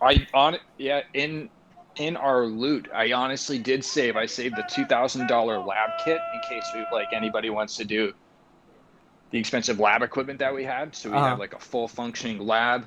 We have a place down below where people can actually practice some pretty gnarly magic without burning the house down. Hell yeah, the stone basement. Yeah, we got it all up in there. All right, yeah, you guys spend all the the night expensive statuettes. setting up Stuff like that. statuettes, setting the lab up, getting like magical circles for summoning drawn down below. Generally just chilling, having some drinks, going Picking out our rooms, of course. Picking out rooms as well. Maybe we'll go out and go hunt something. Yeah, To I get cook some for the nice night? meat. Ezra can definitely help you go hunting there. Their survival skills. We'll say that is what he is doing for now. And as he kind of he would stay behind to make sure the mansion is all set up. You know, maybe erect some defenses, and everyone else on the following morn can go ahead and head for Sandpoint.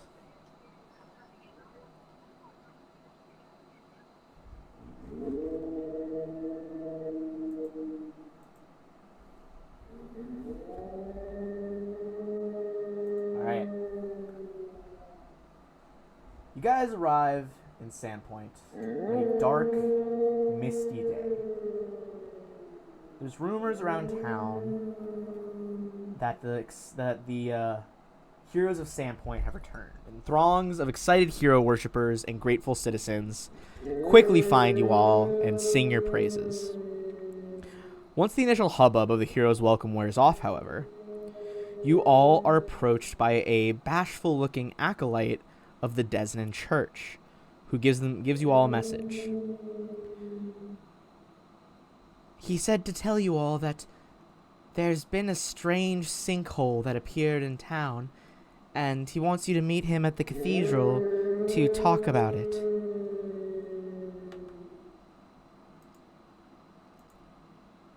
What do you guys do? And where did he come from? Where did who come from? The acolyte? Yeah, see. Yeah, he's just it's part not... of the Desnan Church in Sandpoint, like the cathedral there. Okay, gotcha. Wasn't fathers or... It's just like one of Sorry, Xanthus's like lower level priests, essentially. Gotcha. Perfect. Well, then of course we will head over there. As the Council of Sandpoint, we're obliged to help out whenever we can. All right. You guys once again meet up with the dark-haired and blue-robed Father Xanthus. Thank you all for coming. I was hoping I'd see you soon.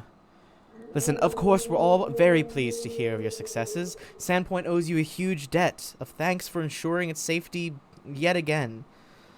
And while I'd like nothing better than to let you relax and enjoy a well-earned break from your adventures, you've doubtless heard about our newest problem, the sinkhole. A few days ago, the ground collapsed just north of the garrison, right in the middle of Tower Street. The north wall of the garrison took some damage, and while fortunately no one was seriously hurt when the sinkhole appeared, that is no longer the case. The guards Sheriff Hemlock sent into the pit to investigate never returned. That very night, we all heard something horrible down there. The howling of dogs, but like no dogs I've ever heard. And just blood-curdling screams. The sheriff roped the sinkhole off, and so far nothing's come up out of it, but the sounds are growing every night. Whatever's trapped in there wants out, and by the sounds of it, whatever it is, isn't too keen on emerging friendly. I know Sheriff Hemlock has his hands full right now, and I imagine he's a bit wary of asking you all for help again. He fears he's asked too much, as it was. But I have my flock to consider, and whatever is down there, it is not down there with Desna's blessing. Please, I beg you. Oh, you're cutting out there, my Ben. Hello? There you go. Okay. You were cutting out there at the end. Sorry. No, he's like, please, protect my flock and protect this town once more. I beg you to investigate the sinkhole and find out whatever is causing that accursed howling.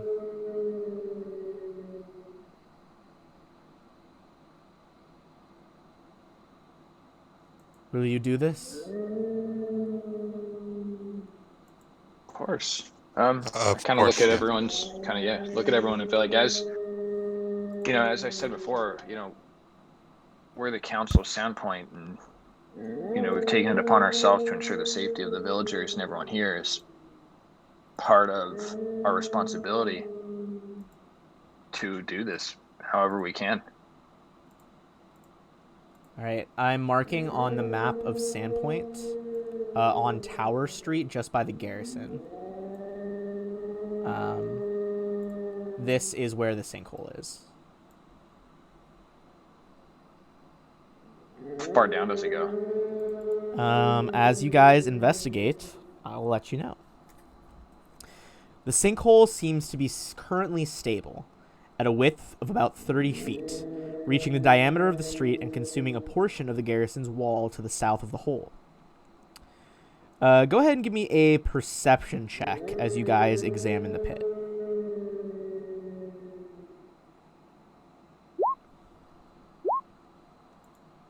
All right, we got 27, 34, a 20. Excellent, excellent. All right. You all see that the pit is about 15 feet deep. You also see a narrow opening along its northwest side at the deepest point. You need to make a climb check to clamber down. As you look down into the pit, your blood runs a little cold. It's been many months since you were last below the glassworks, in the catacombs of Wrath, where you fought the small demon. Something you saw while you all were down there was a section of wall with strange words foreboding tides of danger. Warnings in Thessalonian and Draconic and Common, languages flashing, but when you looked, they were no longer there, only ever there in the corners of your eyes. Next to those writings, you would remember a spiral staircase having been permanently clogged off with earth and rubble. As you look with those high perception checks down to the gap on the northeastern side of the hole, you realize whatever caused this shift in the ground has removed that blockage, allowing you to descend deeper than the catacombs of Wrath.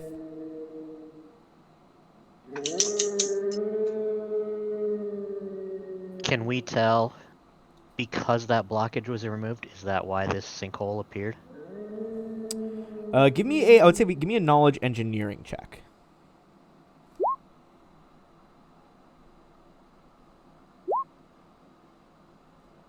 If he needs more, I can assist, of course. All right, so that's going to be a 28. Yeah, I mean, you guys all together would pretty quickly compare notes on... Excuse me, I thought I was going to sneeze. I hate that feeling. You would quickly compare notes and realize that the rubble down there was stable. For the way the sinkhole to form, some sort of eruption must have taken place underground, maybe in the catacombs of Wrath.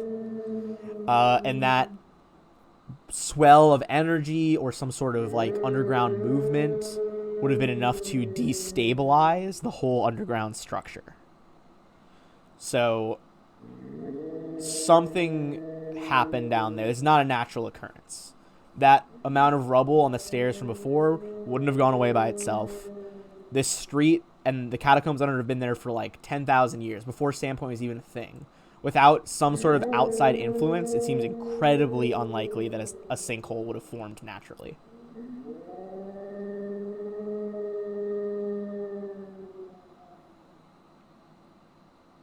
Looks like somebody's been busy while we've been gone.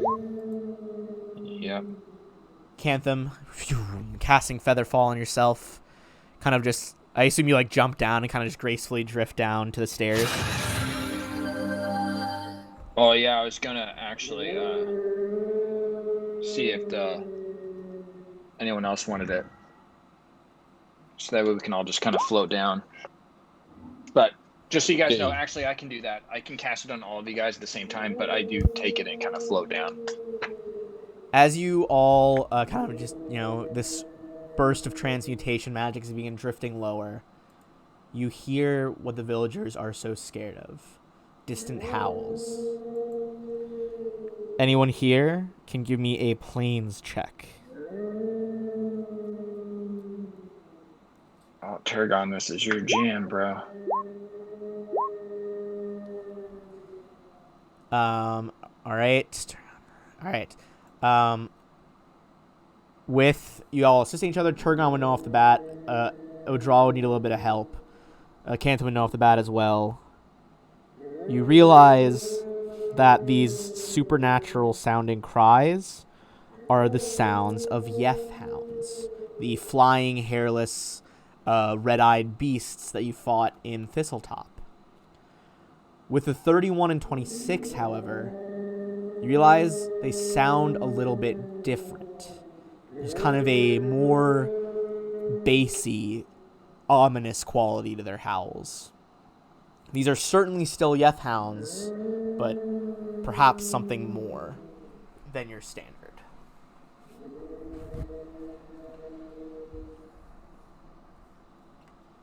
All right. Do you guys descend lower? Yeah, I don't think we really have any other options at this point. All right. End it. Yep. Give me 1 second. So many things. So many things. All right. Is it just black for you guys right now? Yes. All right, that's fine. That's fine. It is. Is as it should be.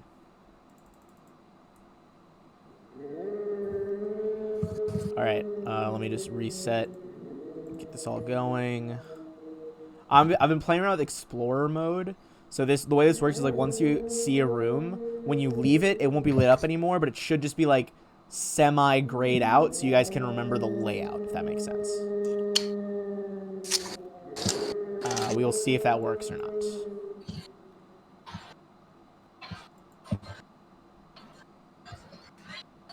All right. Can you guys... All right, I'm going to ping where to drop your tokens. You can let me know if it works. Right over here.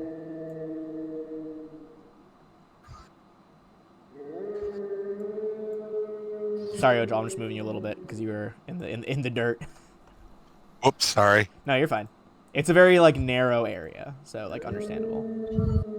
Here, you know what? Actually, I can help drag people on just to make this a bit easier to visualize. So can you two see down there? I can see just like the little circle. Okay, yeah, that's all you should be able to That's see it. right now. Okay. And Turgon, you Okay. have the permanent dark vision. Give me 1 second. I'm going to reset your what visions you can see. And with the Okay, permanency perfect. spell, it's just a base. It's still 60 feet. Yep, just 60 feet. All right, let me just resave your token really quick. Can you see as Turgon? Yeah, I can see. Perfect, perfect. Anybody want resistance, an extra +1? Sure. It doesn't last long, but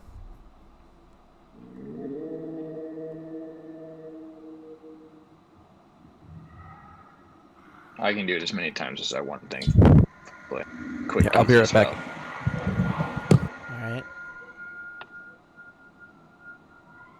Guys, I do have to tell you, I'm excited. There's a restaurant here that this chef, she's a Maori chef, so it's like the only true like New Zealand restaurant here, and it takes months to get a reservation, and they called and said they had a table, so I gotta go tonight, and I'm crazy excited.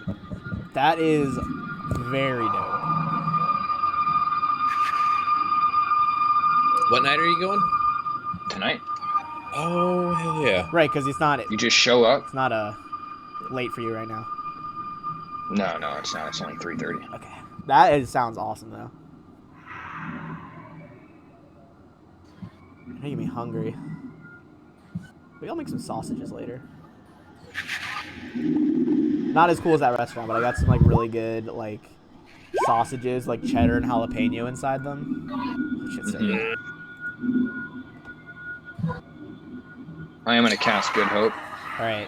Yeah, get Just your while we're buffs down going, here. because this is... Yeah, I'm gonna cast This is Mage a Armor. whole thing, my guys. Yeah, I'm just If you couldn't tell by the Thinking ominous, discomforting sounds in the background. yeah. And if our blood's turning cold and we know there's evil creatures from, other planes. Some of Turgon's buddies. Turgon's bros. Turgon's, I like it's to one of imagine Turgon's we puppies. cut back to the abyss and the succubus is just has a hookah sitting on some other succubi, and they're just like, yeah, I got summoned by this this kind of new caster getting big in the material plane. They got their start, being the heroes of Sandpoint. Pretty cool, pretty cool. Like, oh yeah, did you seduce him and take his soul? Like, no, not yet. We'll get there. No, we just met. We're okay. I'm gonna take it. We're gonna take it slow. We're just making moves. We're laying the groundwork. Oh, we fought a dragon. That was pretty cool. They're like, oh wow. And then you look over at the hookah and the smoke inside is literally just a trapped soul. They're very fucked up. That's dark. I mean, they're chaotic evil. They're dark as hell. At least lawful evil, you can bargain with hell. Demons are just hey, we'll just fuck your shit up because it's fun. Mm-hmm. Honestly, I think the scariest one of the three evils though is neutral evil, because that's Abaddon with the daemons. Their ultimate goal is there's nothing should exist, nothing anywhere. Their ultimate goal is basically to wipe out all planes of existence and then kill themselves. That's terrible. Yeah, I think they are the scariest outer plane faction. They terrify me. Those are the ones that are led by the Four Horsemen. All right, we should all be good. Any more spells? Any more buffs? We all good? Yeah, I think I don't want to cast anything else. All my other buffs kind of die off after. Yeah, So- my buff only lasts for rounds per day, and they're sort of bright. And they're sort of Oh, that one- bright. Okay. Well, because my Shield of Wings would last for 12 minutes, but it's flaming wings around me. Oh yeah, for sure. All right. We'd be able to see. Thick webs clog the stairs. Visible here and there through the gaps in the unusually thick webbing are deep scratches along the walls and floors. This, along with the absence of any mold or mildew, suggests the stairway was cleared recently.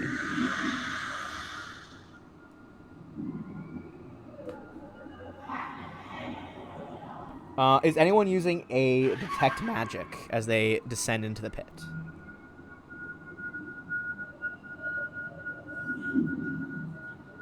Turgon? Or Odral? Yeah, I'll cast Detect Magic. Oh, and can. Alright, everybody just fucking detect magic. This whole They all place, there is not a singular source, but this entire place seems to be radiating a strong abjurative magical aura. Kind of like the school of anti-magic. All right. That doesn't bode well for 3 casters. You see that there used to be a door here that was collapsed with rubble. However, with a pretty easy shift into the rubble, you are able to remove any blockages and find yourself in a thin pathway. So I just removed that blocker so you guys can see. Do with that what you will. But as you enter, I'm going to read the description of that. Alright. First of all, as you move the rocks out of the way and stare inside, the entire... I should probably reduce your guys' vision here. This is going to be even scarier. The entire place is filled with fog, reducing your vision to about 5 feet in front of you.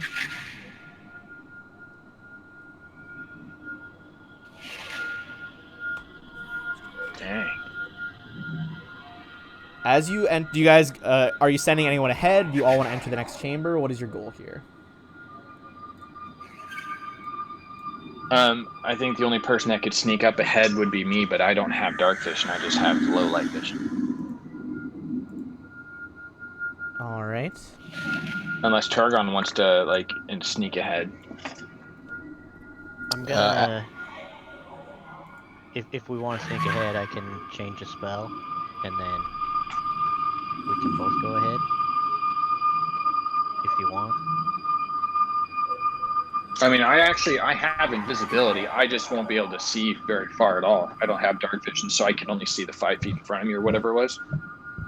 Yeah. You Or can only not see at about all. 5 feet in front of you. Oh, gotcha. I mean, if it's only 5 feet, honestly, at this point, I don't think we're going to be able to see anything. If anything, we just kind of go in as a one solid group. Odral, Agnar up front, me and Turgon behind, ready to support. Sounds Makes good. sense. All right. Yep.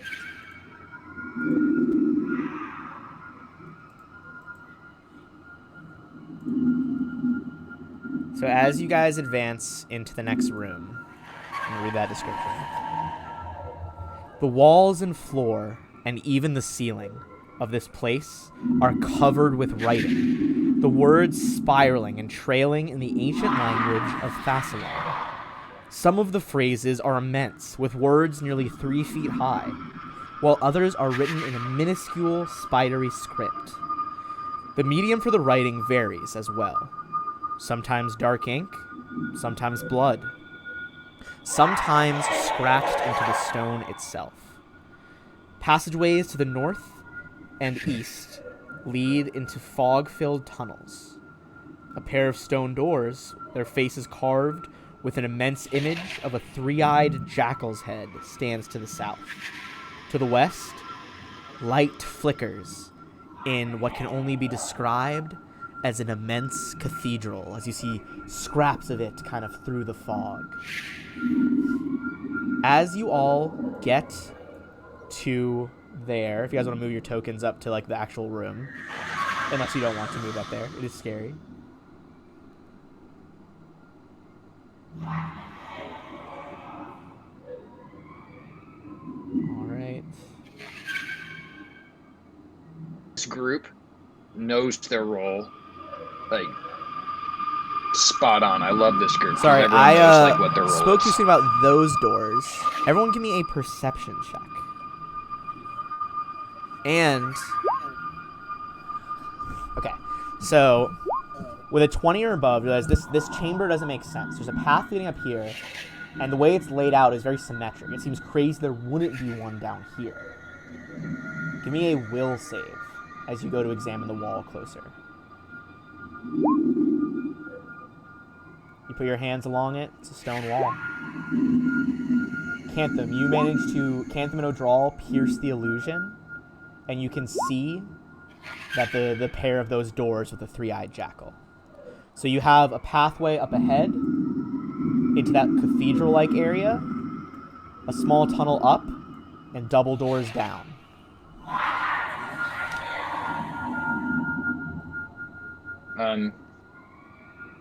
My vote's for north first, going up. Fair enough. I'll go with that.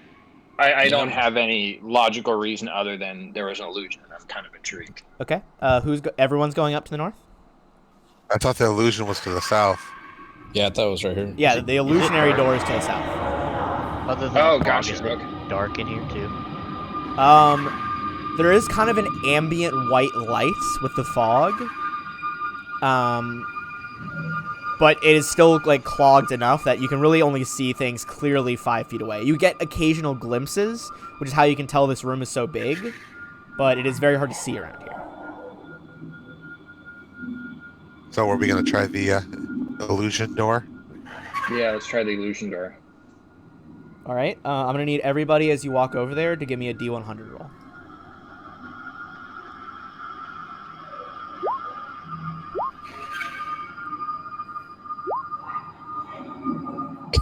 And Turgon? All 5 of you walk over to the other door, or to the other tunnel. Whoa, weird. Oh, wow. As you walk through the fog, going to the direction of where you saw the double doors, you realize you're in front of the narrow tunnel to the north. Something doesn't want us to go through those doors. Now, do my illusion goggles help with this? Do I get a +4 next time, perhaps? Those that help with the door, what is happening here is not technically an illusion. Oh, okay. Well, But yeah, you would have been able to spot that door from like as soon as you could see it. You would be like, oh yeah, it's a fucking illusion. let's go through here then, All right, I guess. you guys continue up ahead. It is very you'd have to like go one single file essentially.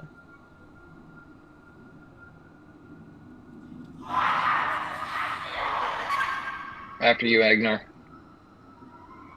That's a little cramped back here. All Yeah, right. it dead ends. All right, so there's a door on your right. You guys might not be able to see it from the angle. Oh, right in front of Odral. Yeah, like where Odral's like literal character token is looking on his art, that's where the door is. Okay. Do you want to pop that open? Sure, I'll open the door. All right. That was not very confident. Oh, I was trying to be very confident. Sure, I opened the door. All right. So there's another door behind it. As you look at the second door, Cantham, you feel a breath, or Turgon in the back. Turgon, you feel a breath on the back of your neck, and let's see what language this is gonna be. In Thessalonian, you hear, "What happened to Thassalon? What nation replaces it?" What do you do?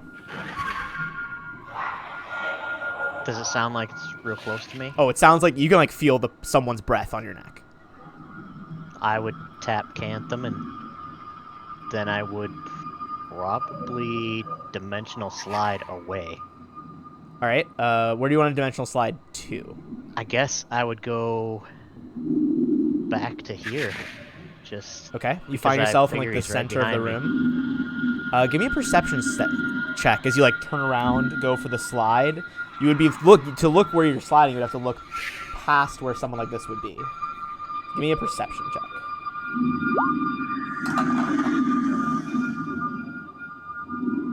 You see a slight movement in the mist, but nothing more. You don't see anyone standing there.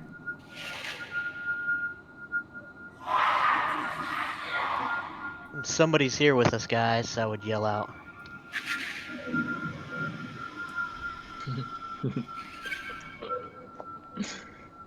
Welcome Do to you one want of us the to come most back stressful over with you? dungeons in this game.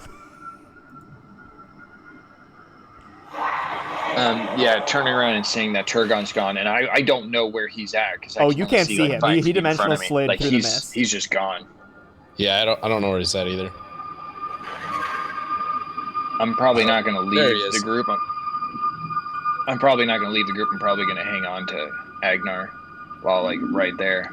All right, you guys make your way I'll- back to the center of the room then, kind of abandoning the door up there. Well, I guess so. I don't know.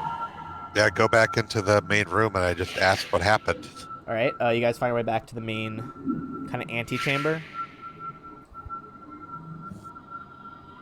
Has anything moved in here that we could, or did they run into anything when they came over? It doesn't look like it. That perception check. I mean, you are a master of the invisibility spell. It seems likely they're doing the same.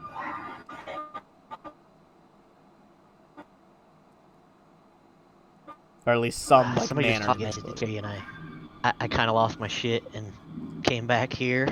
I'm not sure what's going on. What are they asking you?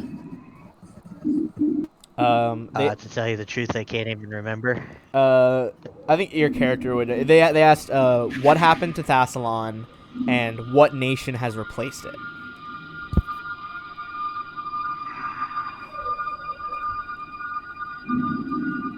Well, that's not ominous at all. No, I know. Not.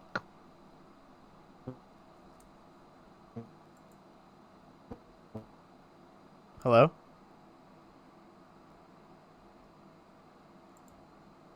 Hello?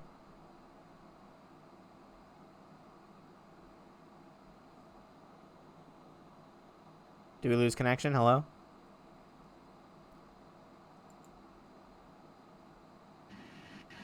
Hello?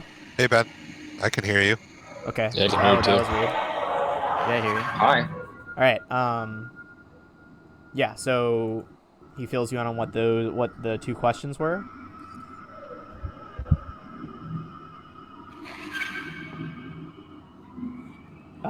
Yeah. What do you guys want to do? I don't speak Thessalonian, I'm gonna say so in I would. Thessalonian. I'm gonna say, why do you seek the answers to these questions? In Just out Thessalonian, loud. you hear a voice kind of echoing through this room. You don't need to ask me why. Why not simply trade information for information?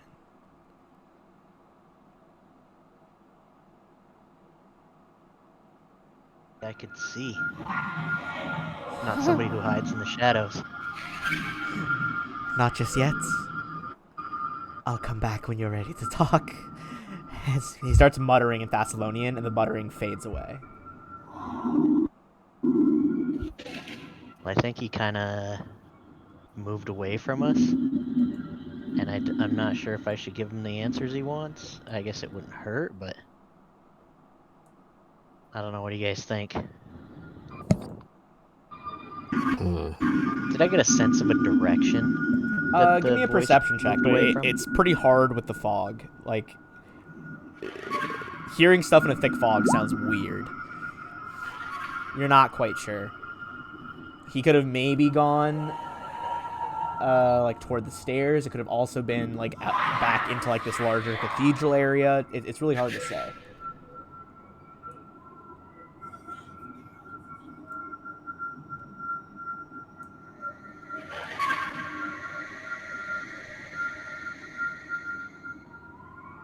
All right.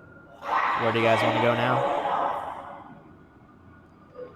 I think you were right in not saying anything, but we'll just keep a lookout, and if we have to cross that bridge again. But we tried to walk through 2 doors already and gotten nowhere. But let's go finish up north where we were at, because we at least can get to that door. All right. Everyone give me a D100.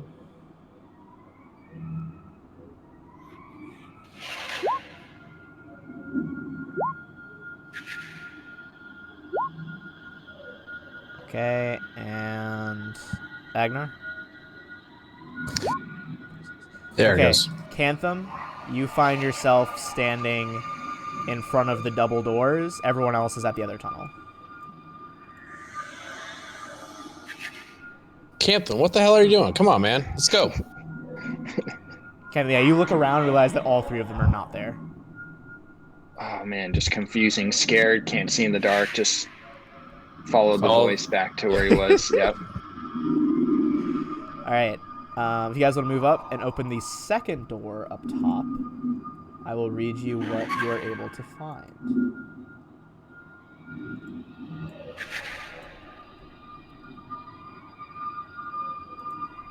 As we move up, I'm going to spend a point to change out a spell real quick. Okay. Just spend the 6 seconds to change it out. All right, you begin to swap out what spells you have.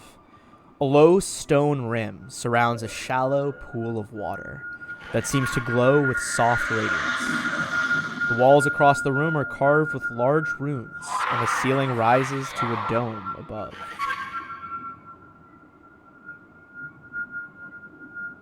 Give me a knowledge religion check.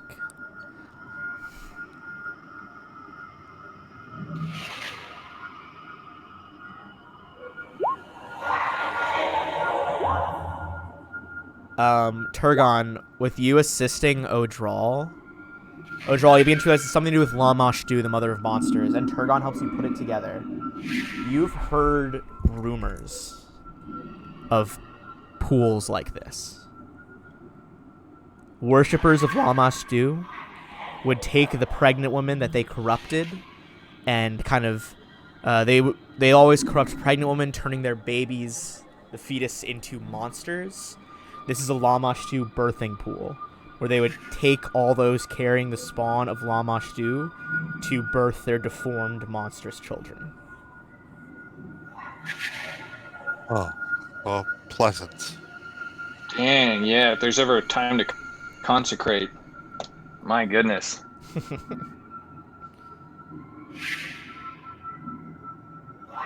Yep, unfortunately not prepared today. Didn't No, realize I was going across the unholy Yeah, I wouldn't expect you to OBG. think everything is. But yeah, let's try and head back the other way then, I guess, since there's nothing else in there.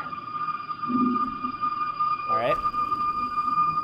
But it does provide us a clue that we're getting closer to Lamash due, similar to what we were dealing with at the very beginning of our adventures. Agnar, you weren't here for that part, but No. for the initial part. But I mean, we've been dealing with Lamash the whole time with the snake lady and all that. But we met. That's where we first got introduced to it. I'm gonna reload roll 20 quick. My thing is being real laggy and glitchy. Okay. Go for it. Alright, since you guys are coming from that tunnel, you'll be able to move. Are you going farther into the cathedral or toward the double doors? Excuse me. The double doors, I think. Okay. These down here? Yeah, I think so. Yeah.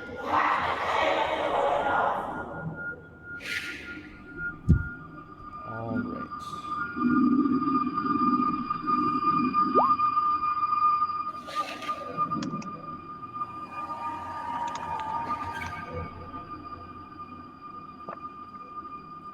You guys are able to make it this time as you go straight from one to the other. I'll say.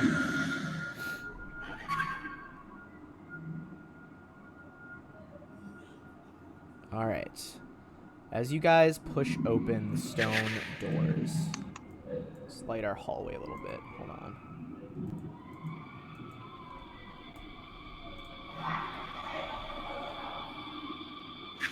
Find yourself in a narrow tunnel with 3 doors up ahead, briefly seen through the mists.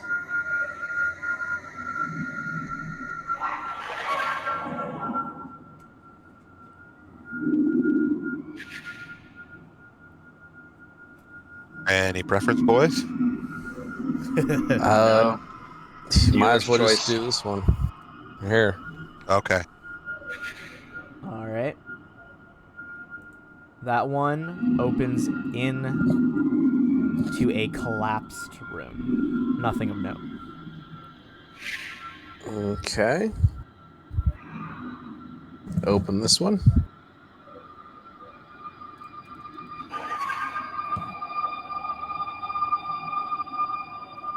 All right. Let's reveal that one.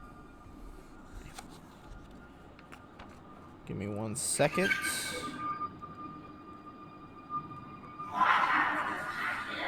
Small dunes of rubble and dust lie on the floor of this room, disturbed as if by the passage of pacing feet. The walls and ceiling are densely crowded with scribblings and markings. An image of a 3-eyed jackal glares from the wall to the east. As you look into the room, you see one passage drawn larger than the rest and standing out as it is drawn in blood. If you can read Thessalonian, you would know that it says the following. On eastern shores of steaming mirror, at end of day when dusk is nearer, where 7 faces silent wait, encircled guards at Runeforge gate.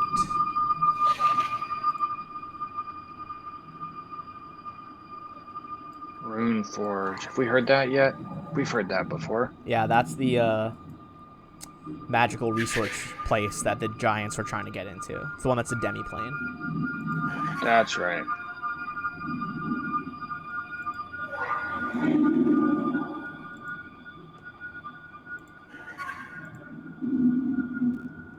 I'm going to put that one in the chat.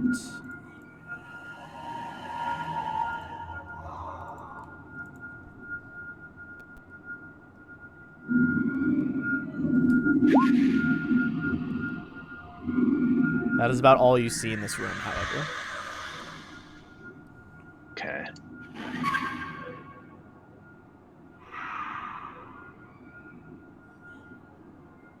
On eastern shores of streaming mirror at the end of the day when dusk is near. Where 7 faces silently wait, circled guards. All right. That is all you see in that room. If you want to move on. Yeah. I'm so stuck on eastern shores of steaming mirror. That's Do reference you to have a lake? knowledge geography? Yeah. Give me a knowledge geography check. Can I take a 20 or a 25 for one of my 2 jack of all trades for the day? Yeah, you totally can. That'll be 25 then. You would know 2 things. One, Lake Stormander in Varizia is known for its plentiful hot springs and geysers. The whole region steams pretty consistently.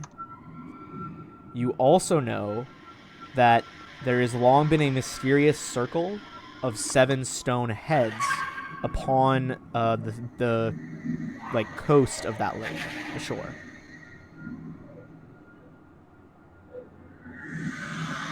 Gotcha. Oh. So that might be where the rune forge is, and it seems like there's 7 guards there. Maybe 1 for each sin, since we're dealing with a lot of like sin stuff like that. Right. Let me reveal this room for O'Drawl really quick. There's a room down here? It looks like it ends. No, there's one more door. Oh, yeah, there it is. There it is. Okay, I see it. Oh, hold on, I gotta take off this hat. I'm gonna have crazy dad You're hair, good. but my head's hurting from wearing it. Okay. This room has partially collapsed. Cracks radiate along the walls and ceiling here.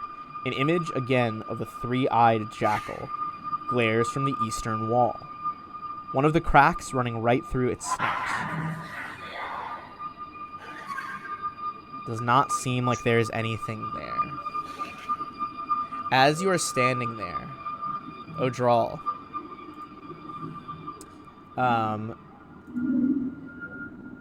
they're actually, let's see. Yeah. O'Drawl, you hear a voice coming from inside the chamber in Thessalonian. The rest of you can hear it as well, but from farther back.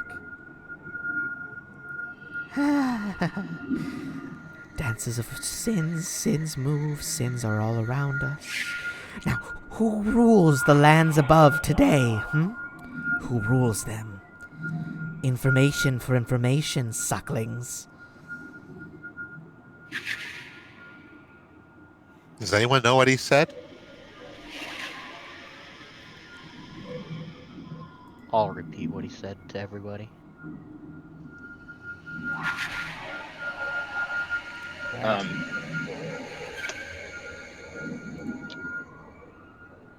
Cantham would respond in common, but I don't actually know the history of Thessalonia, so I don't actually know.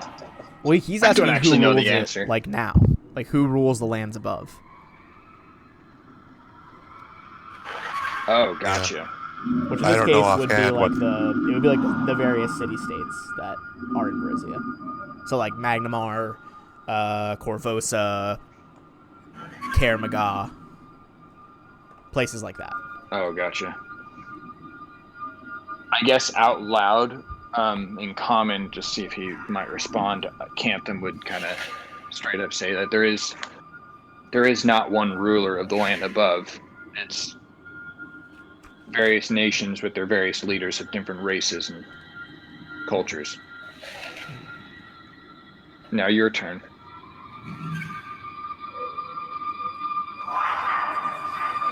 You hear a voice say something again. This time, does anyone speak Abyssal? Turgon does. In I was going Abyssal, to say Turgon. Better. he says, like, it sounds a bit harsher to the rest of you. It's like, he says, answer in Thessalonian or Abyssal.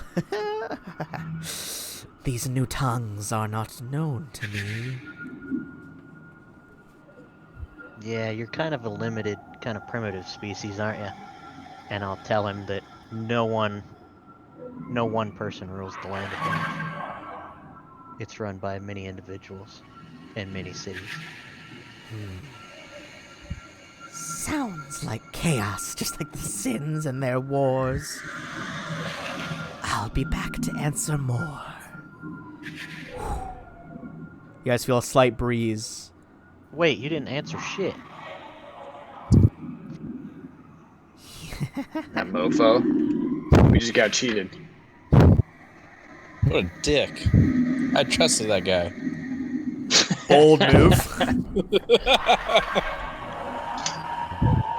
All right, where do you want to go next?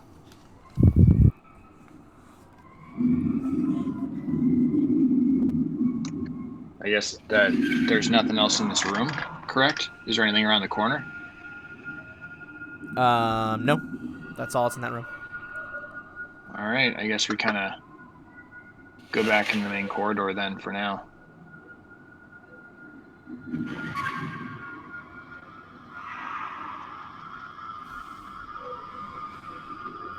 All right. And I'll, because I want to be left out of this stuff, I'm going to touch myself and cast tongues on myself. Okay. You cast tongues, kind of removing the sense of FOMO from this creep who's whispering things.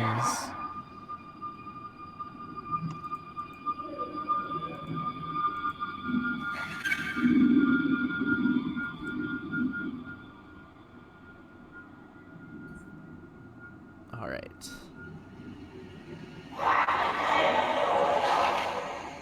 Give me 1 second.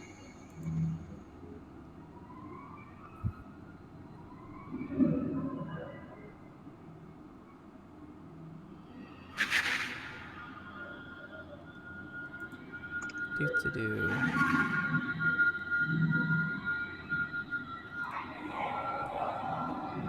All right. Give me a D100 as you guys try to advance farther up.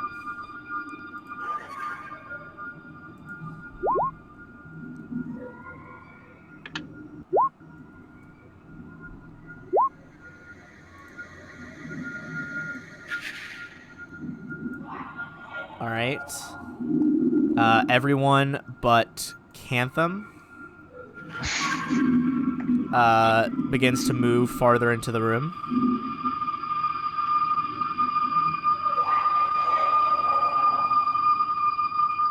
How far? Where do you Just guys like- go? You guys, once you got to here,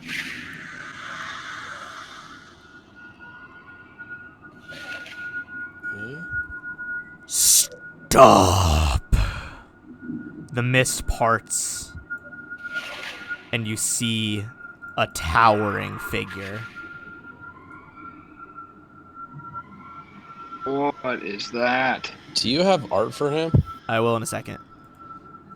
He points his finger at Agnar.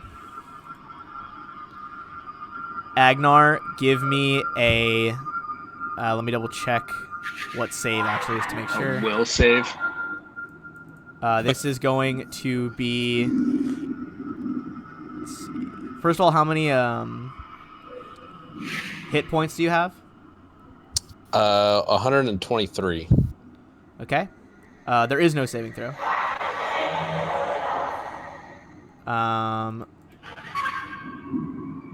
123. As he says stop in this bassy, otherworldly voice, Agnar is stunned for 1 round. And we are going to roll for initiative while I show you guys the art.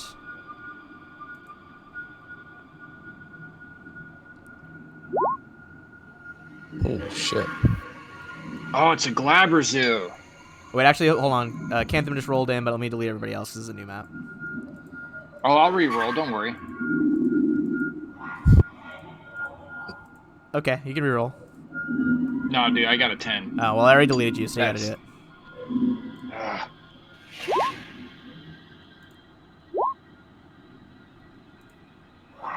I roll a nat 20 on the time that I'm stunned. Nice job. Well, you get your round out quicker. So Glabrezoos are crazy because they got the pincers and then they have the creepy human arms in the middle too. Yeah, you see, like right by its chest, it's got 2 smaller human arms. Mm. Oh, they're very disturbing. Yes.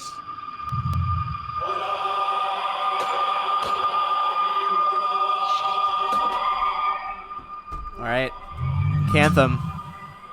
You hear that voice from up ahead. Can't see through the fog. You're about 20 feet back. What's your move?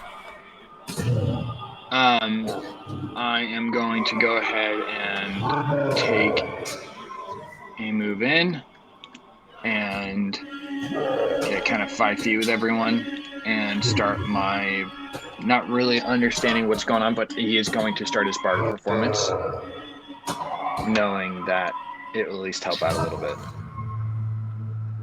All right.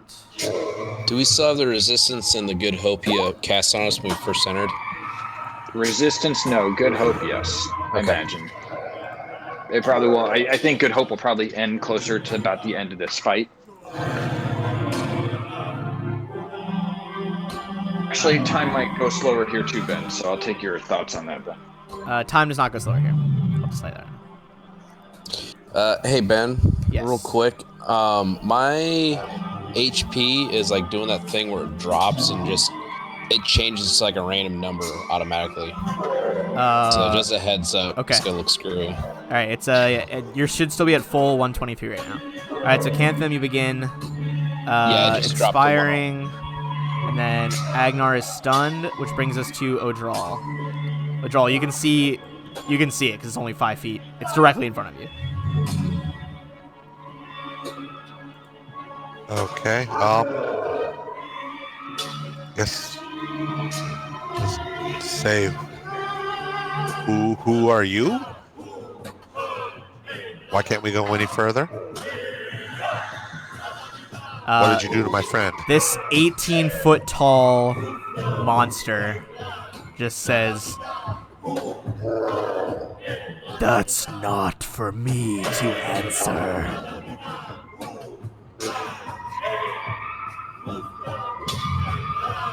Do you want to do anything else? You see it like it is hostile. It's like raising its claws. Oh, it's hostile? Okay. Well then, as a Most assuredly hostile.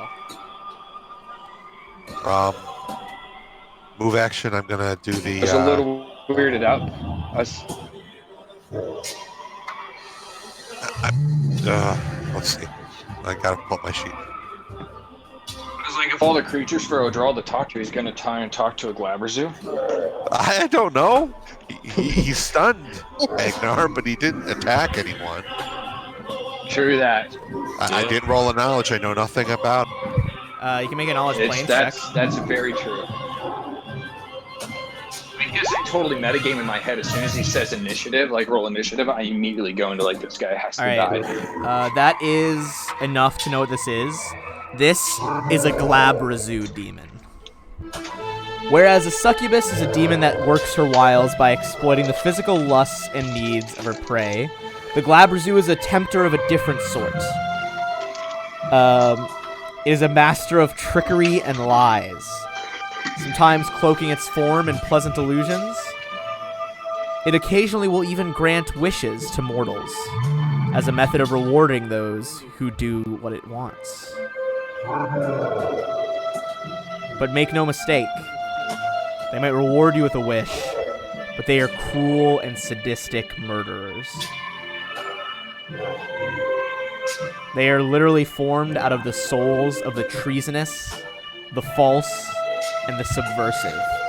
Souls of mortals who in life bore false witness or used treachery to ruin the lives of others.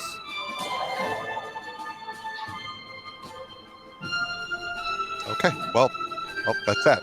I'm going to pass that information on. I'm going to use alignment channel and channel energy against him. Because I have alignment channel evil to damage. Alright. What is the save? 19 will. He is going to fail and take that 27 damage.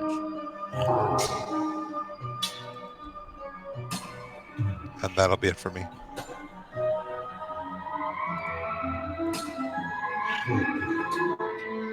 He meant it was for me to answer.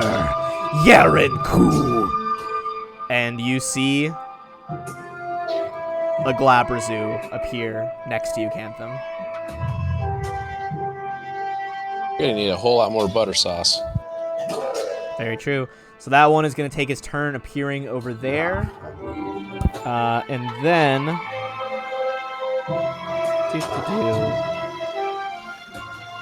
What is he going to do?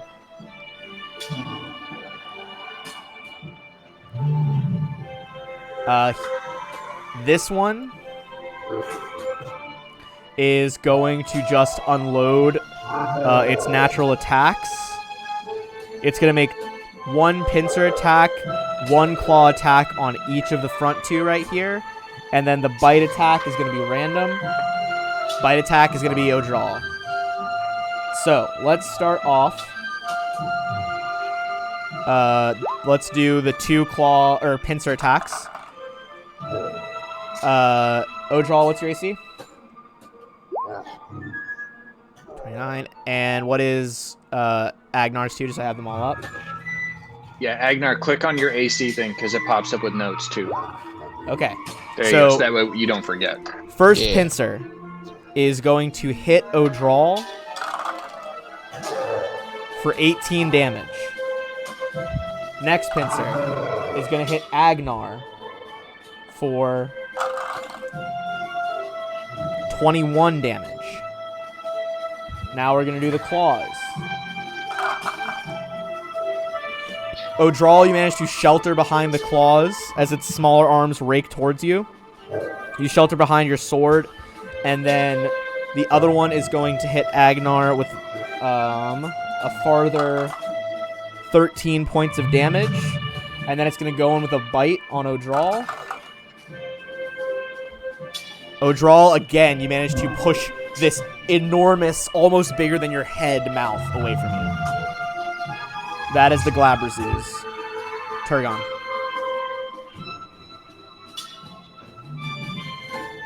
I'm gonna... Could they reach me here? Oh, yeah.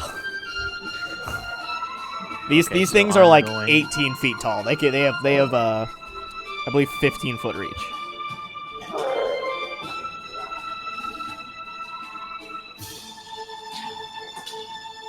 So I'm going to dimensional slide Okay. back to here, and then I'm going to begin summoning. All right. All right. So you begin summoning. The magic begins to spiral around your hands, kind of illuminating the fog a pale purple as the summoning spell begins. That is going to bring us to Cantham, who is right in front of the one that called itself Yaren Ku. What did he call himself? Yaren Ku? Yeah, I'll type it. He said it as though it was his name. Oh, gotcha. Demons can have names. Well, I figured that might. I just want to write it down because that might be useful for Turgon to summon. You know, if you have their name, it helps with summoning or something like that. Yeah. So just like write down. But seeing the situation that he's in, I think his best option here is going to be go ahead and cast Charm Monster. On which one? With a 29. All right, give me a Going caster right level forever. check. As the spell, you feel resistance in your mind as you begin to push the magic towards him. Ooh.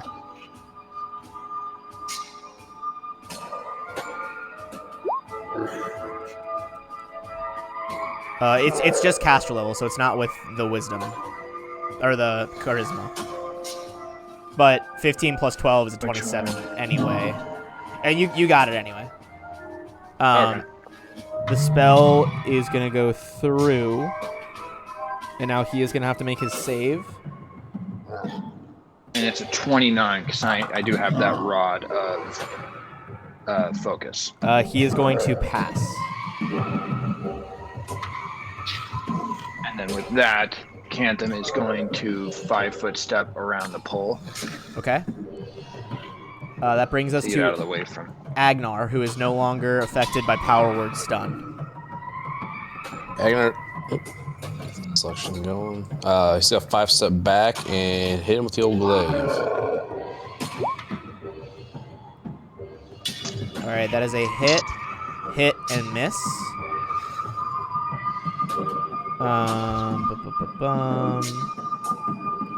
Okay, so it's gonna be 35 plus 33 for 68.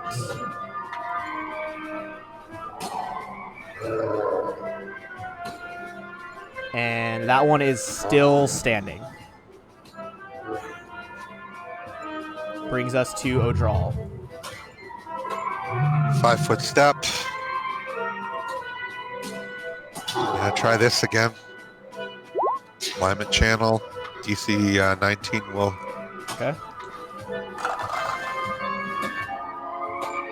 Both pass. So is that Okay, half? so that's 11. Okay. You let out this pulse of holy energy designed specifically to push these agents of evil back to the abyss from whence they came. And you want to do anything else?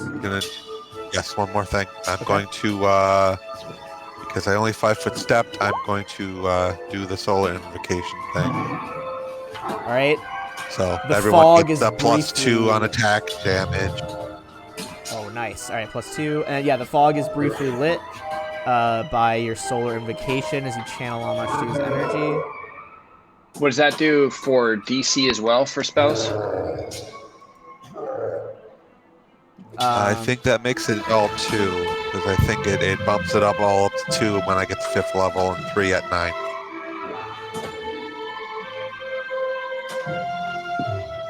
Bonus. Oh, no, it doesn't do anything in the DCs. Bonus on attack rolls and damage rolls increases. So it doesn't change the DCs, just the attack and damage roll. Gotcha.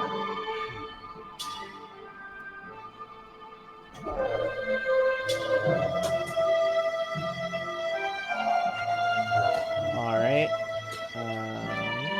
Give me 1 sec. I'm just double checking something. Okay. So that is Odral's turn, in which case it is the Glabrazoos. The one over here is going to point. You see its claws like flex, and then its small appendages inside begin flexing in somatic components for a spell. Thrusts his hand out at Agnar. Agnar, give me a will save.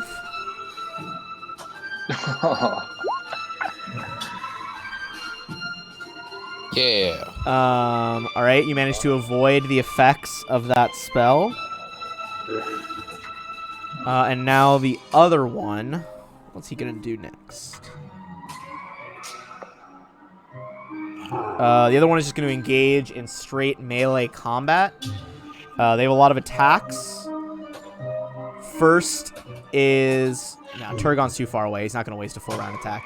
First is gonna be the pincer attacks. We're going to have one go in on Cantham and one go in on Agnar. Cantham, yours was 22, right? Yes, sir. All right. A pincer each on Cantham and Agnar. Let's go with Cantham's damage first. Cantham, you are going to take 23 damage. Agnar, you are going to take 15 damage.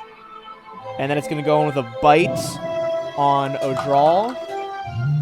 That's a 27, so that is 37, so that is gonna hit.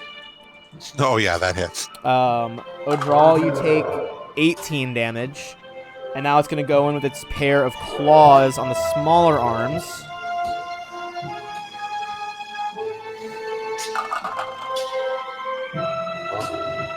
One claw is going to hit Cantham, but not Sorry, Cantham's gonna get hit by a claw, the other claw is a miss. Cantham, you take another 14 damage. Alright. That is the pair of their turns. Brings us to Turgon. Turgon, what are you summoning? Huge Earth Elemental. Okay, give me 1 sec. Get the appropriate token. Do you want it to just appear, like, right behind this one? Or on the other side? Okay. So this towering figure rises out of the flagstones as Yeren Ku, like, whips around to see truly one of the only things that could rival his immense height and stature. And then he'll slam him 3 times. Alright, go for the slam attacks. Hit, miss, hit. Okay, so for 31 and then 26 for a total of 57. And then Once they're huge sized, are their natural attacks treated as anything? I don't believe so. Okay, so there's gonna be a slight damage reduction effect here. Let me just math it out really quick. So okay, I got it. All right, now what is Turgon gonna do? As these boom, boom, these 2 massive, like, rock fists impact on the Glabrazu, who is, like, holding his claws up like a boxer to defend his face. I'm gonna pull out the Rod of Selective, and I'm gonna drop a Fireball on Agnar. All right, Fireball on Agnar, which would remove you guys. The Selective, you guys are safe. That's going to be 2 spellcraft checks for the Fireball. Or sorry, not spellcraft. Excuse me. Spell resistance checks.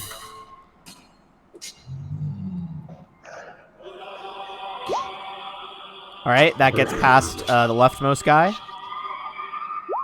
All right, you overwhelm both of their innate magical resistances, but you do see that some of the fire damage doesn't singe them as bad as it could, as there is an enormous explosion of fire radiating out from there. They each take a little bit less damage than normal would, and they both make saves.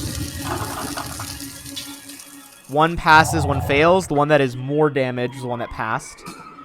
So reduced by half is 17. Reduce that a bit farther.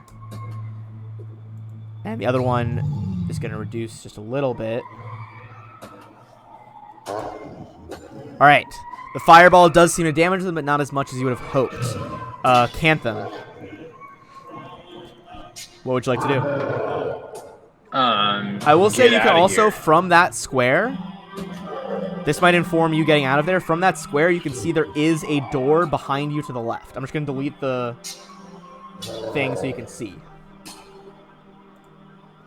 Gotcha.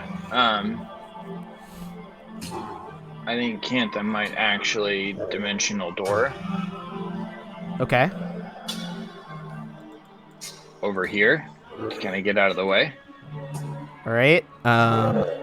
You're going to dimensional door over to this kind of altar area. Yep.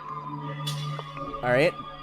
Yeah, you can definitely pull that off. And then just continue the bardic performance. All right. That brings us to Agnar. So this guy here, I'm gonna get him with the full round. All right. And that's a +4 on the crit confirm. That is going to be a crit. So, you can redirect the third attack to the other Glabrazu, but with the first 2, the slash, the Glabrazu over here dissolves into, like, shadowy muck, and 1 is defeated. Yeah.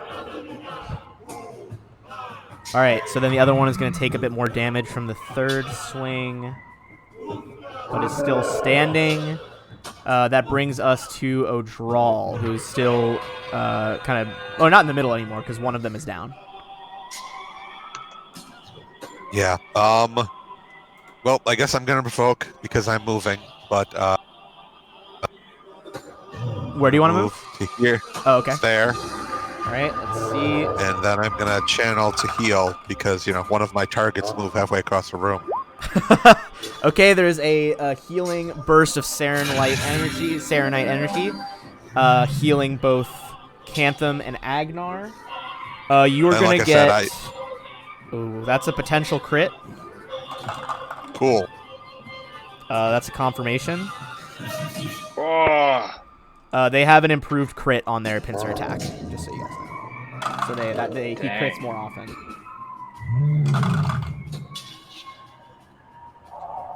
All right. Let me just hold on. Let me get this guy's body out of the way. I can't even see you. You are going to take 48 damage as the pincer just crunches you within the armor. All right, so you took the 48. You do still get the channel off though. That brings us back. Oh, sorry. Go ahead. 1 second. That hit me a little harder than I was expecting. Yeah, That might change what I was going to cast. Okay, fair. Wait, can you cast something as well as the channel? No, I might not have channeled if I realized I was going to get hammered gotcha. as hard Okay, as I did. Yeah, I would say you could retroactively change that because in order of combat, the claw would have or the pincer would have gotten you before you channeled. So if you want to reconsider that, I think that's pretty valid.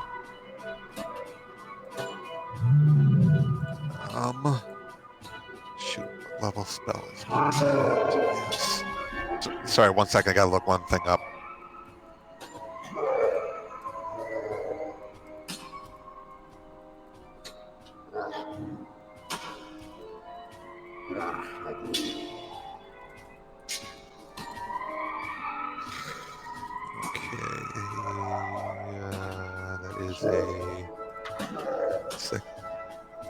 Okay, I'm going to drop one of my 6th level spells spontaneously cast.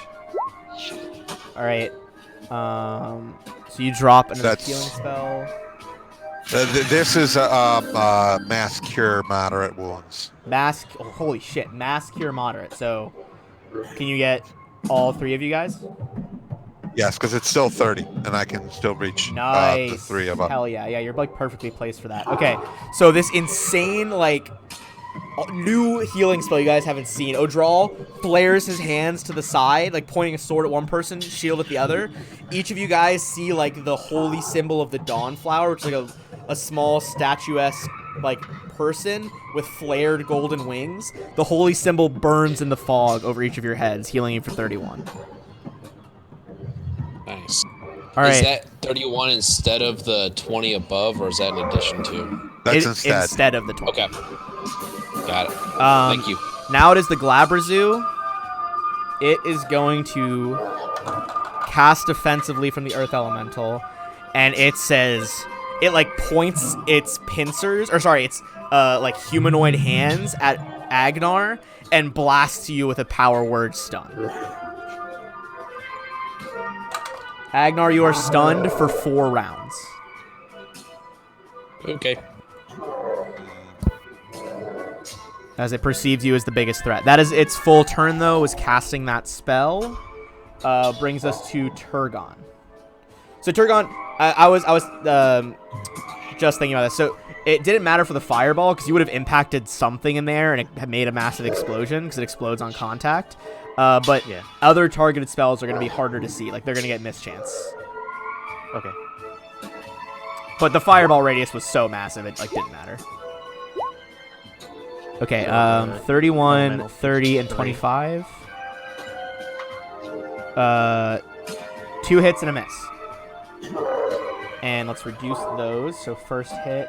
He's like trying to like the stone fists are like impacting on this thing's like spiky hide, and there's like bits of like demon spikes flying everywhere, bits of stone being chipped off.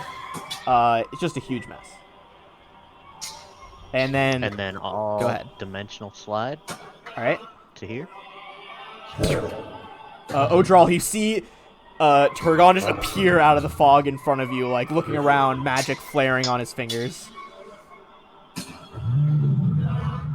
And then, seeing as the fire didn't do that much, I'm gonna try a snowball. Alright, so this is going to be with a... That is potential going to hit touch AC. But give me a D100. It's going to be total... Or it's going to be concealment, so 50% mischance. Total concealment. So, high or low? Do you want... Well... What were you thinking high? I was thinking high. Flip a coin. This is... Alright, re-roll. Just do a... All, you know what? That's fair. I got my special Psyhedron coin for just this purpose. Give me 1 second. Oh yeah, where'd you get that? 1 second. By the way. Oh, I just 3D printed it. Drew he get has concealment one. from? Just asking. Oh, Drew has I think I made him a. Did I make him a signature? I printed him a Pathfinder Society symbol. Oh, that's what it was. Is the glyph of the open road. All right, here's the coin. Do you want to call it glyphs or smooth? Smooth. Smooth. It's a hit. Nice. God, my chair is like caught on my rolling mat and I can't scoot in. Give me 1 second. It's pissing me off. There we go. Goodness gracious. All right, so that is going to be a Jesus. hit. It does seem like this is reduced as well. Let's keep our Psyhedron coin out here in the dice box. That brings us to Cantham. Cantham, you can't see shit. You're at the other end of this temple. You see, like, flashes of magic. You hear, like, the thump of stone. What do you want to do? Yep.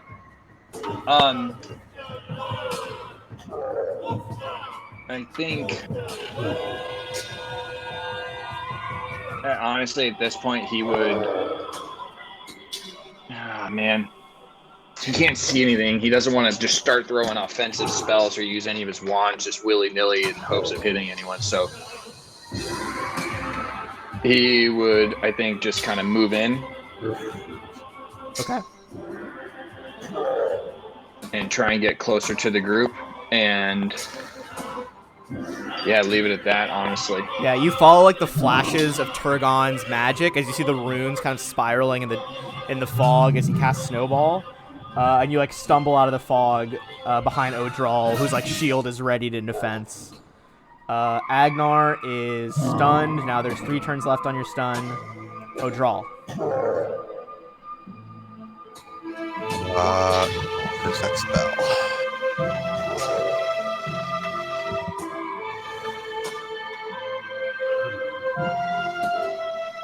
Does it have a range or is it touch? Range is touch, okay.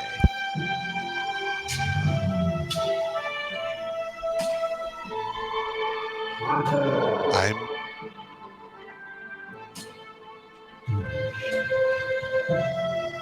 Yes. sorry, I'm looking at options. No, you're good. I just heard you say I, and I wasn't sure if you were still thinking or if it had, like, if my audio had cut out for a second. So I was just trying. No, I have a spell I could use, but it might be overkill. Up to you. This is still the first fight of this dungeon. This is true. How does the demon look? I mean, you can't see. It's just fog. Oh, fair enough. You can like kind of make out like a hulking shape in the darkness, maybe, but that's about it. Because the fog only reveals you can only see 5 feet in front of you.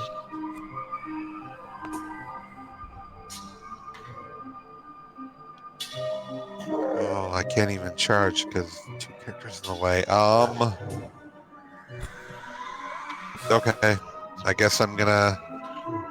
We're in book Yep, 5 this might be now. overkill. There's no fucking around. I guess overkill. All right. There you go. You're not stunned anymore. Oh, holy shit. All right, you do one of the most powerful healings a mortal can perform.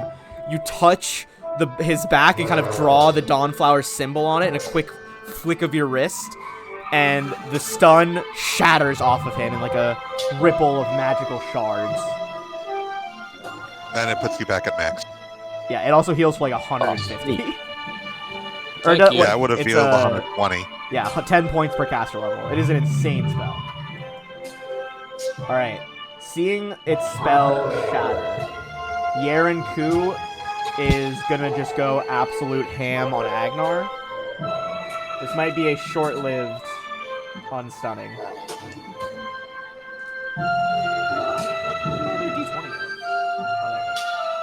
Alright, let's start with the pincers. Alright. Both pincers hit, which means he is also going to do rend damage on you.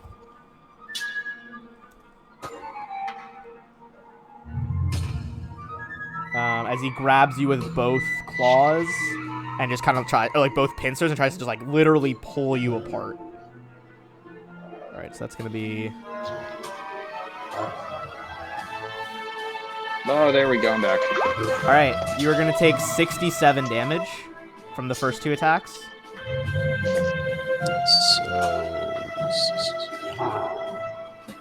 Then he is. Is that Agnar or the Agnar? Is that Agnar or the Elemental? Oh, okay.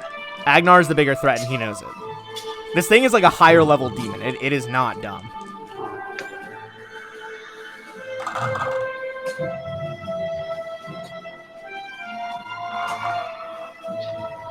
And for those wondering at home, if people are gonna be like, "Oh, why can it see them but not have concealment?" This thing has like permanent true sight on it.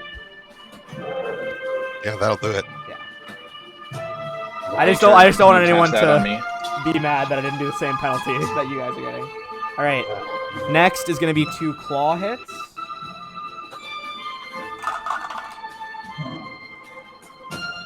You're gonna take 26 damage.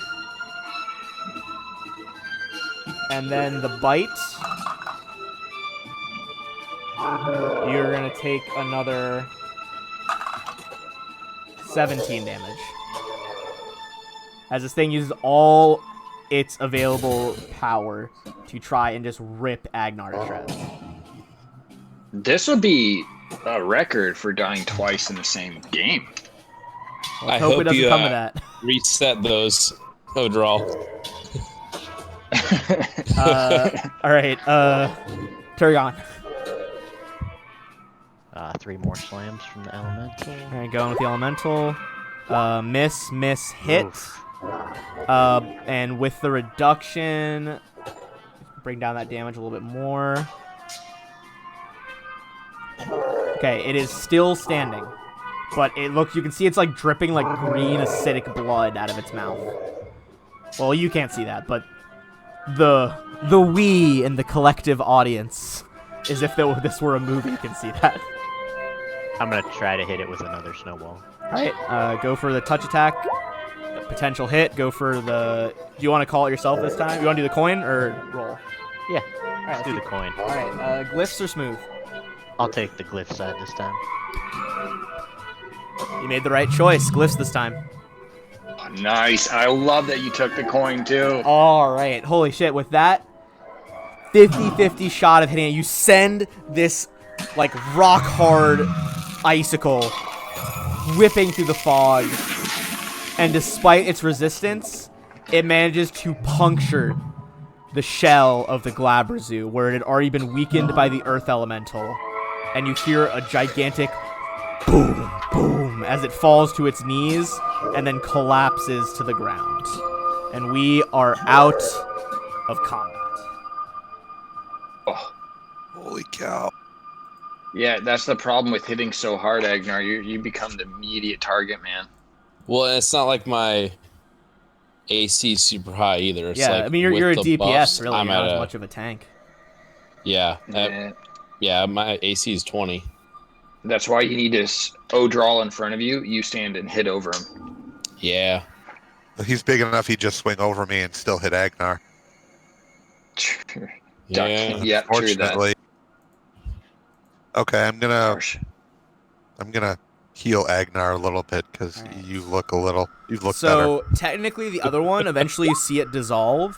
The reason there was 2 is because Yeren Ku summoned a second Glabrezu from the abyss, as his like opening maneuver. Oh, was that the creature that was invisible? No, didn't sound No. like him. These things just Shit, speak in okay. common. Well, that's not great. Okay, so you Thanks, guys Odral. were about healing. Wait, fuck, I did the math wrong. Another one. All right, everybody's gonna get an extra 6,400 XP. I'm gonna say I really gotta go to the bathroom really quick, so let's do a quick 5-minute break. You guys can stay and heal or go to the bathroom, up to you, and then we can just finish out the session after that. All right, I will be. And how much was that? 6,300? 6,400. Okay. All right, be right back.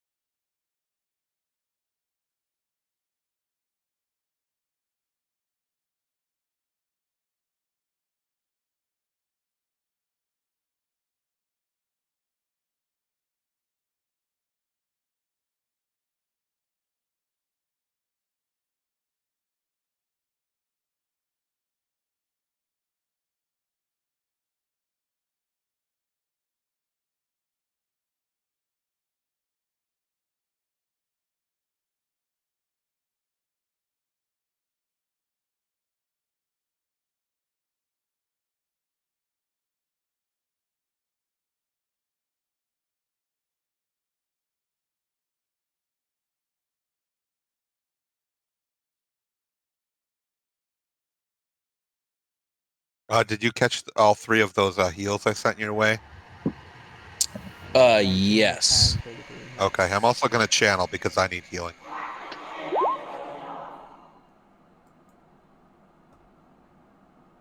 All right, go for that channel. I'm gonna remove our be right back screen. How are you doing, Agnar? I am good. Actually, I did not catch that 23. That was right when I got. Let's see. Well, I got to check my calculator, make sure I did that. Yeah, that was the one I just did. That was the channel.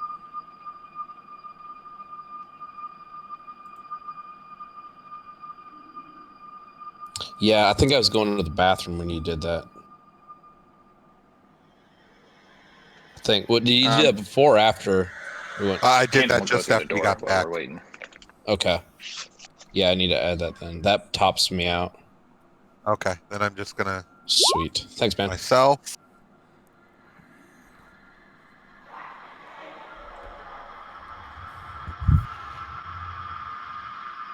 Oh, whoops. Hold on. I gotta turn off my timer. Don't need that anymore.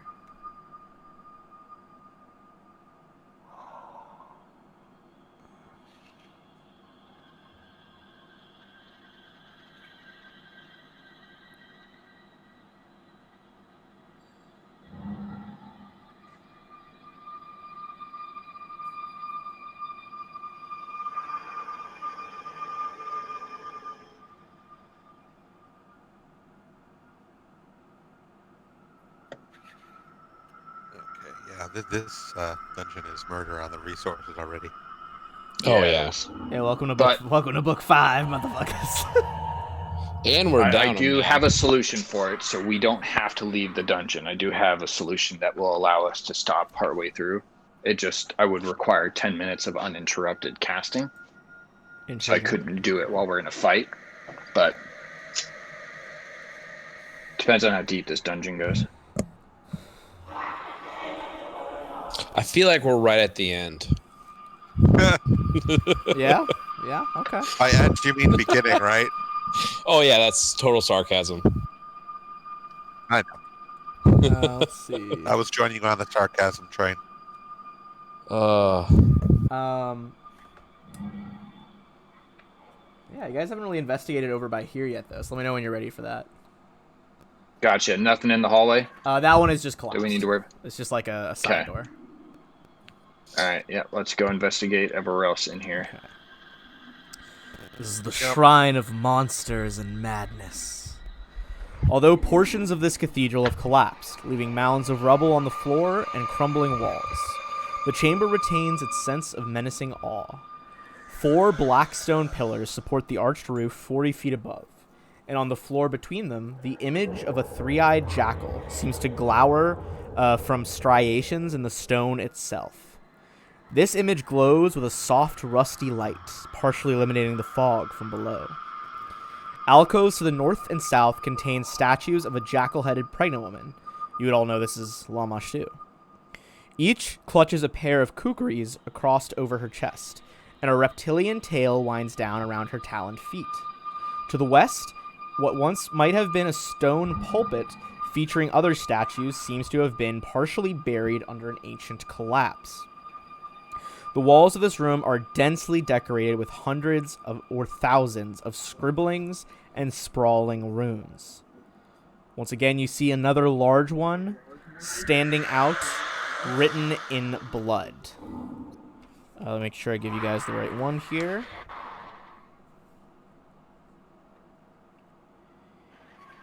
Each stone, the grace of 7 lords.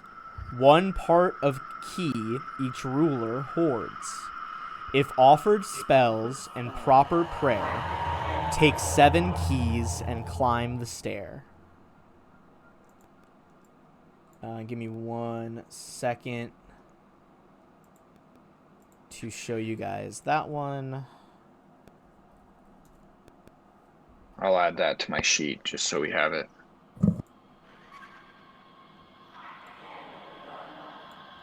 If you guys ever want, I do keep stuff like that, so if you ever want to hear what people like, even I have something that like Mark Marine said, so if you ever want to see that, let me know and I can get it for you.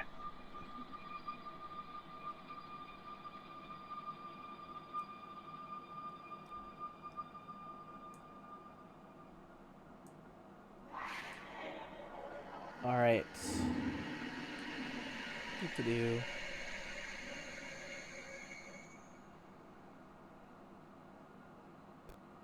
And then, all right. That one was carved on like the bottom of one of the Lamash 2 statues. Or sorry, written in blood on the bottom of Lamash 2 statues.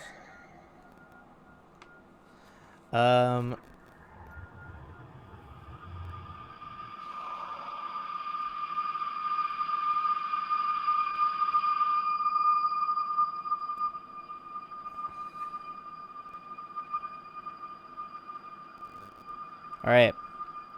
As you are standing there, you hear a voice echo through the room again in Thessalonian.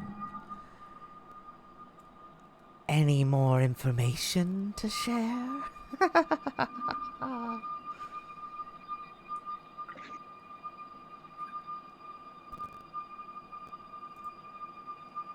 Why What so? do you want to know? What became of Runelord Karzug and Runelord Alasnist?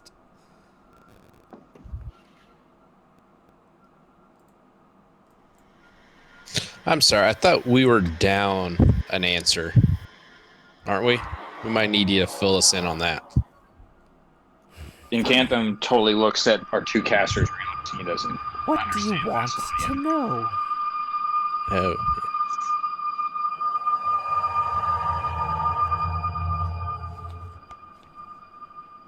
Turgon?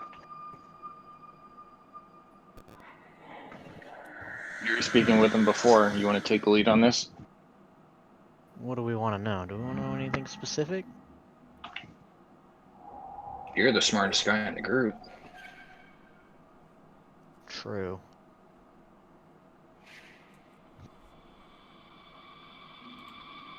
Up to you. What is this place? We'd like to know what this place is and what purpose it serves. A shrine to the mother of monsters.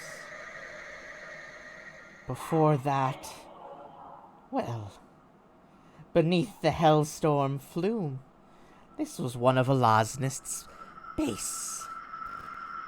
Just like the floors above in the chambers of wrath.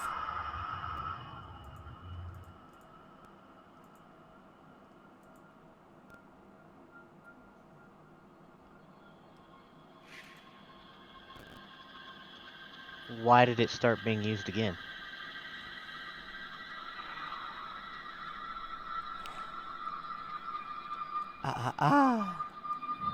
You didn't answer another question.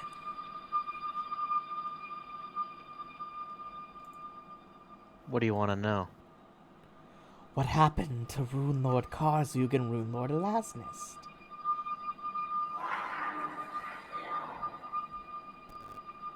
Would I know what happened to them? Didn't they die? I mean, that's what you thought. You also just heard That's what I think. Runelord Karzug's voice talking to you in through Mokmorian.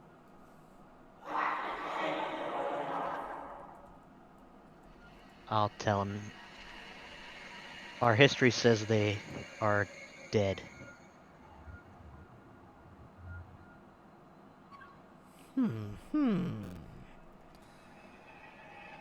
Interesting.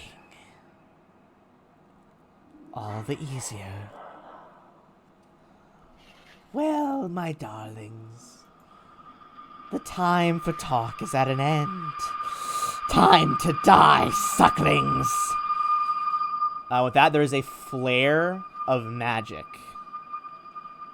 And give me 1 second, because a few things are going to happen at once.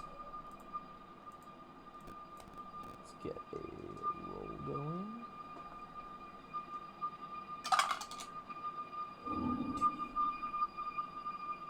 Alright. We're all gonna get candy and cake, right? For the few things that are happening. One of them. Lamashtu loves cake. Why can't I... Oh, because I'm thinking of the wrong type of creature. That's why.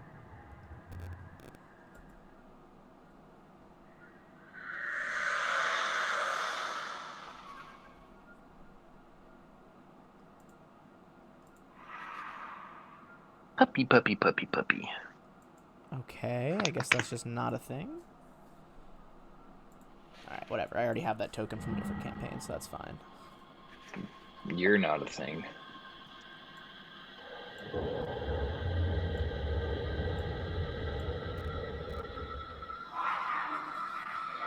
You see a figure fade into the mist. You don't know where he is now, but I'm going to send you guys his art. First things first, 2 red-skinned demons appear around Odral. Additionally, you see a strange man. One eye milky white, seemingly ghostly runes drifting in the air around him. It's been a while since the scribbler got to draw blood. I can't wait.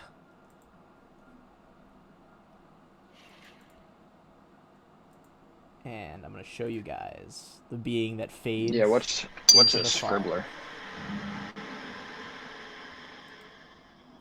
Oh, that looks nasty. Why can't I move that? Alright, roll for initiative.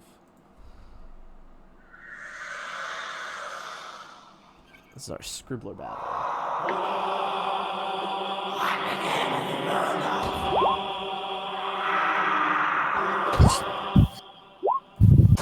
Now you roll low, Agnar.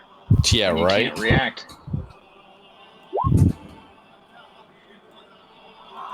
Last time we did initiative, I rolled a nat 20. Now a nat 1. Alright, you guys aren't going to be able to see his initiative order right now because he's on a different layer, but that's fine. Interesting.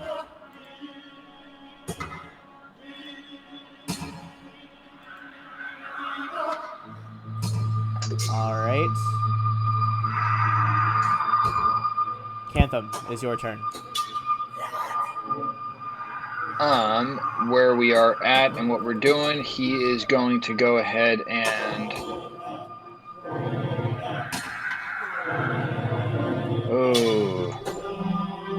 think he'd go ahead and cast haste on everyone, centered on Turgon, so that way just encapsulate everyone, and then take 1 5-foot step and start his performance. Alright, you begin your performance. You guys feel the cheers radiate through you. Turgon.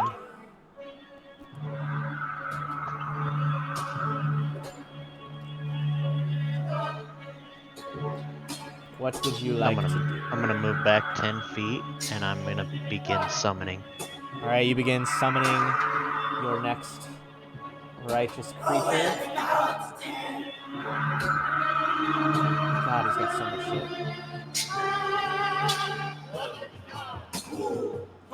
Alright.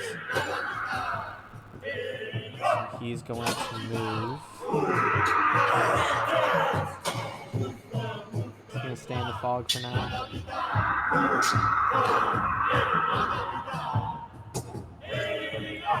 Alright. You do not see the scribbler through the fog, but you definitely hear the castings of spells being spoken as he mutters in this insane, like, high-pitched whisper of Thessalonian and arcane words. So, with that, as he's doing that as well, he is going to have these 2 demons attack Odral. Odral, they're going to go in with 2 long spear attacks and bite. Alright, let's see. It's gonna be a miss, and with flanking, of their 6 attacks, 1 long spear is gonna get through. Or 1, sorry, short spear. You're gonna take 10 damage.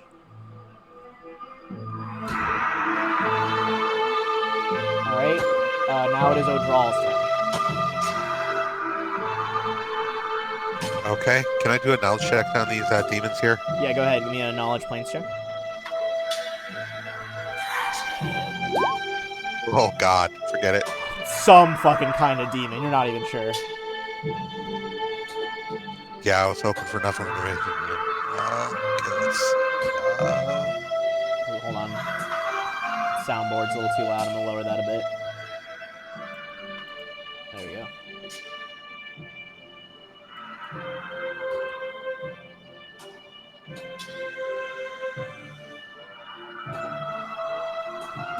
Alright.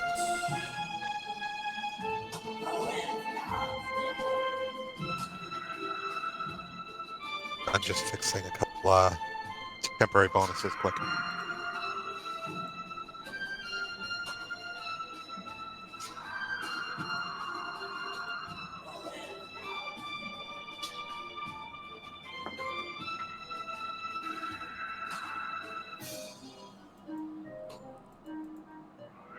Okay, I guess I'm just gonna the one to this way.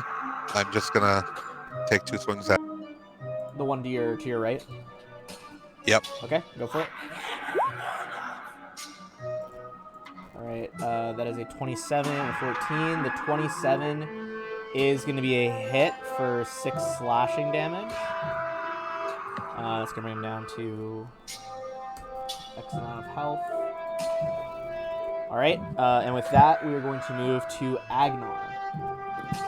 Agnar's gonna move in, so he's flanking, and then. And with that, So that's 52,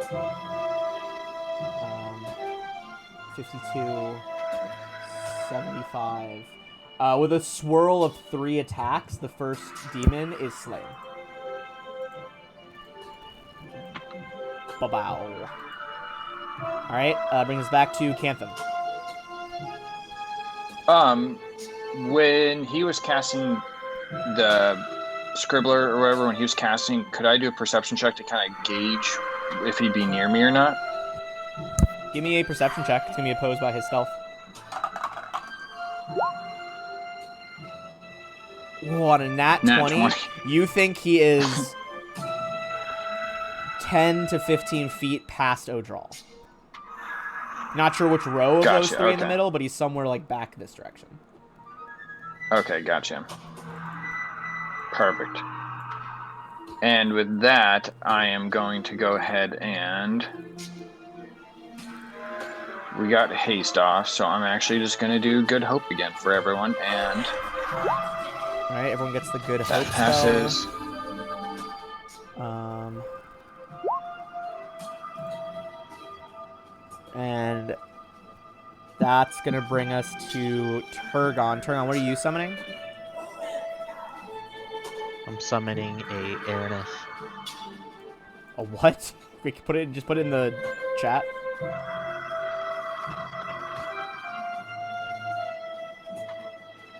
Oh, yes, okay.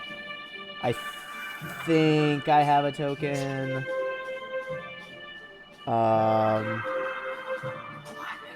I don't. Hold on. Dude. Everything you summon is terrifying. Alright, we're just gonna use one of the Harpy monks that you guys didn't actually fight.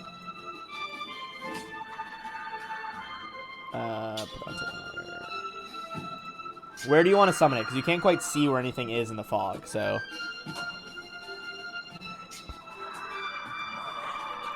Just in front of me somewhere, just out in front. Alright, we'll Even just say right there, fine. Somewhere like in the middle of the cathedral. It's going to spawn over there. Sure, that works. Okay. And then I'm assuming she can see the other guy? Let me check. She has constant true seeing, so she can see the Scribbler. Makes perfect sense because she is a devil, and they do not consort with demons. They gotta. They don't really. They don't consort. What, demons and devils? Yeah. No, they don't like each other. Interesting. The demons are too chaotic for them. Hell is like a bureaucracy. It's incredibly lawful. So she's gonna take her first shot with her +1 flaming composite longbow. Yep. It's a plus 14 hit or something like that. 16, I believe, because I have the augmented summoning. Right. I forgot you had augmented summoning. Yeah, that would bring it up to a 16. 23 is not going to do it. He seems to, like, dodge around the arrow. But I believe she gets 3 shots. I think it says only 2. Oh, no, it is 3. It's 2 at the highest Yep. BAB and then 1 Yep. 5 lower. So, second one is a 34 to hit. That is a hit, and with True Seeing through the fog and his other shit going on, that is going to be a hit. Go ahead and roll damage. Yeah. 6 is 8, and then And another... fire damage. Does he take fire damage? Let me double check, but I believe I don't think he's immune to fire. Can I cast haste on her again so she gets extra attacks? If you want to spend another round on haste, yeah, you could. I was just curious. Yeah, fire damage would work. So another 1 point of fire damage. Alright, so some of that is going to be... Oh, Jesus Christ, this is going to be intense. Sorry, there's a lot of moving parts in this battle.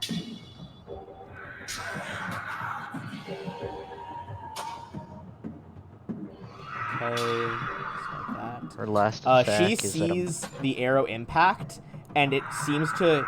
It hits him, but it cracks his skin, and you realize some of his skin has been turned to stone. Oh. She'll take her third shot at a 26. That is another hit. So 9. And then 4 fire damage. Okay, so it's going to prevent some of the more of that damage with stone skin. Sorry, give me 1 sec. I got to keep track of his health and his stone skin spell. Rollover damage. Okay, some of that damage time, like, it cracks through his stone skin, and some of the flame does seem to burn him. Alright.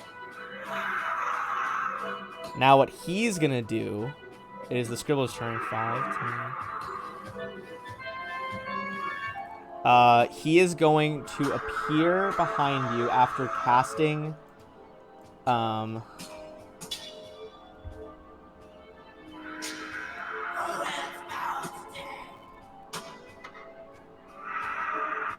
a spiritual glowing green weapon appears behind you over here that he casts as a quicken spell.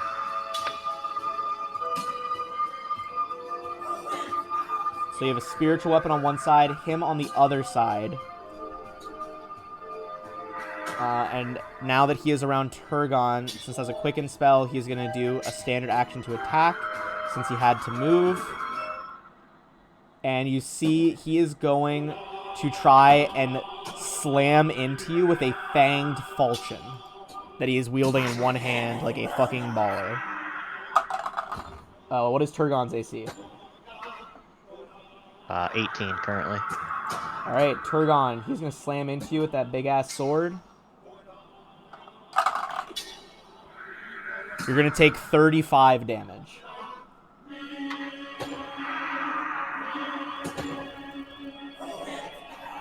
And then the spiritual weapon is going to also try and attack you.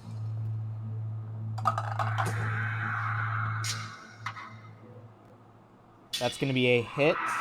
The sword swings down from mid-air, hitting you for another 11 damage.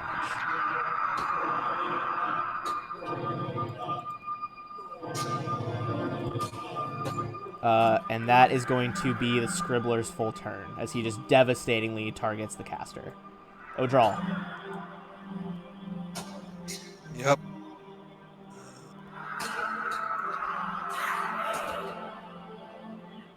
It so much looks right. like a Fury should be bad. It's so rad that there's like literally like a Fury on your side. Mm-hmm. Yes.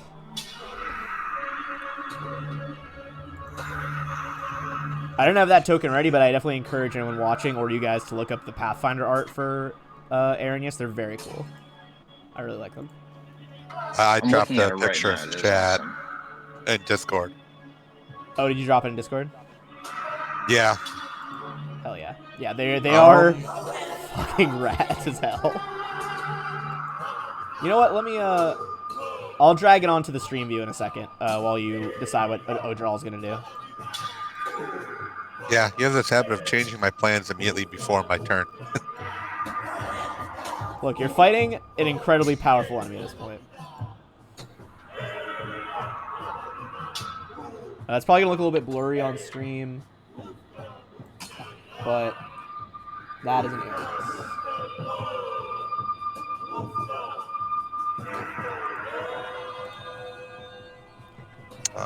I guess I'm gonna.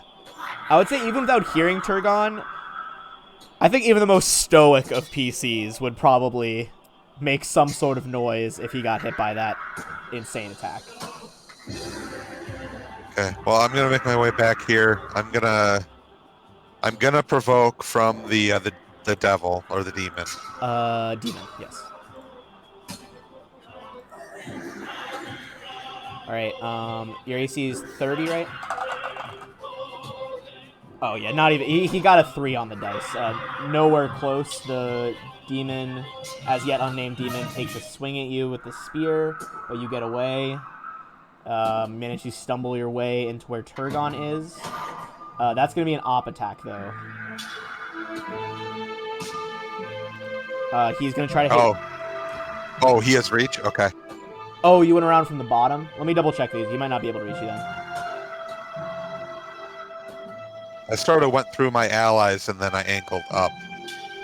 Also, he is actually... I always forget this. He's large-sized. Oh, well then maybe. He does have reach. You Oh, wouldn't... he's large? I mean, you wouldn't have been able to see him through the fog, so you wouldn't know that. Wait, that's not true. I mean, that is... He's definitely medium. Why is it... Hey, wait, is the fog? Did the fog come back? The fog never left, baby. The fog is still here. Alright. Gotcha. You mentioned at one point that the fog lifted. Oh, when like we slightly revealed one of the Glaberzoos. Yeah, that was just like flavor. Gotcha. Okay, yeah. For some reason, it says he is large-sized on the Hero Lab thing because I have the official Hero Lab pack for Rise of the Runelords, but he's definitely not. There, I channeled. I mean, it's only 26, but I'm trying to help Turgon. Okay, you channel and heal up Turgon. Do you have selective channeling? I believe you do. I do. I can exclude 2 things, which would be the demon and him. Yeah, perfect. All right, so the healing goes off. Turgon gets back that 26. That brings us to Agnar. So Agnar's gonna 5-step and then hit him with the glaive, and we're still hasted. So, bam. Oh, is he not large anymore? He's not. He wasn't large. I was mistaken.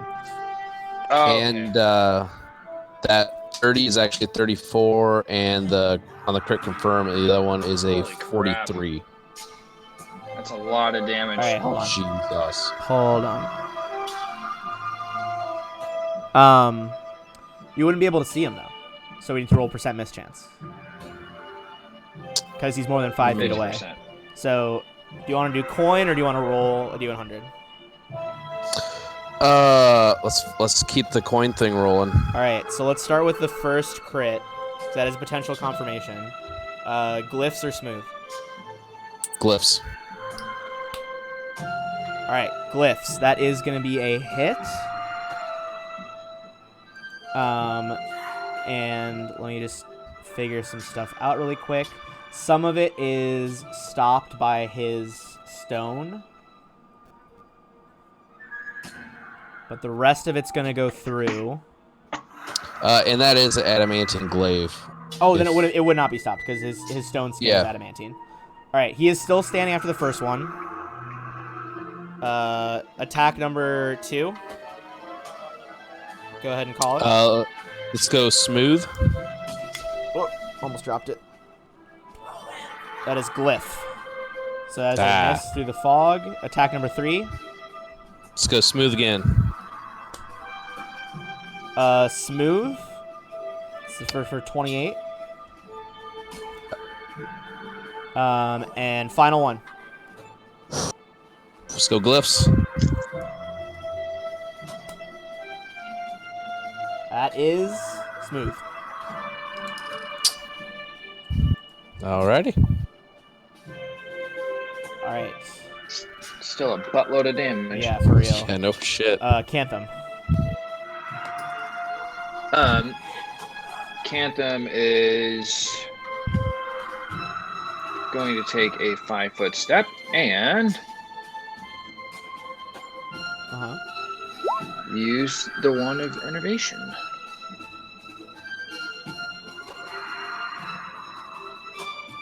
Okay, roll the d4 for negative levels. Oh, it's in there already. Effect 2 Oh, it negative already levels. was? Oh, yeah, I see. It was up at the top. Yeah. All right. Yep. Give me 1 second. This is why I have Hero Lab for this fight, because it is effects out the ass. Which Also, I I could was just somewhat do. thinking. Okay, negative levels. 2 negative levels. Okay. That's going to bring us to Turgon.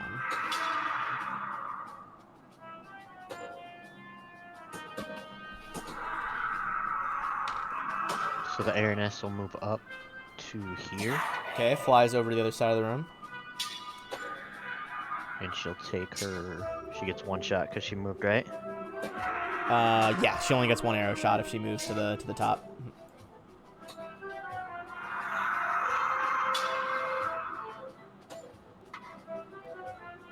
So that's Also, when does that other demon get to go? a Oh, 23 to I hit. forgot to do him on the last turn. Okay. I was curious. Sorry, I didn't want you to lose out on that. Okay, he would have moved up chasing Odral, because that's who he was ordered to attack. Would that have provoked attack of opportunity? Yes, that would have broke from you. Well, I'll give him an acrobatics check, just because why not? What's your CMD? CMD is 33. Okay, that's the first. Well, not 1 anyway, so it's going to be a miss. But he then rolls to hit with a spear on Odral, which is also a miss. So nothing actually happened. Back to Turgon. Turgon, that 23 is going to be a miss. It bounces off of his magical defenses. Okay, I'm going to cast defensively. So it's let's see, DC 25. Yeah, I believe it's 17 plus double the spell level. I mean, yeah, that's Yeah. going to do it. And I'm going to shoot this dude in the face. Max Scorching Ray. All right. Give me a spell resistance roll. Caster level check. That gets through caster level. All right, so Second ray. Do I have to do it on each, or is it just? it's on each strike on like multiple attack spells. Okay.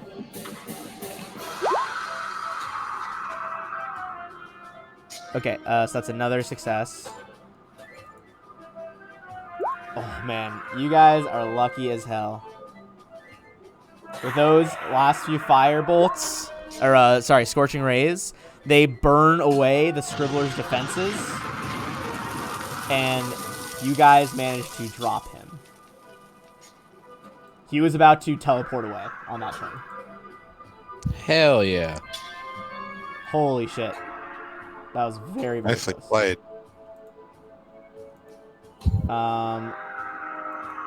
So I'm going to have that weapon vanish. This guy will just be out of here. Okay. So let's go over XP, and then we can loot him, and then I think that'll be a good stopping point for where we're at.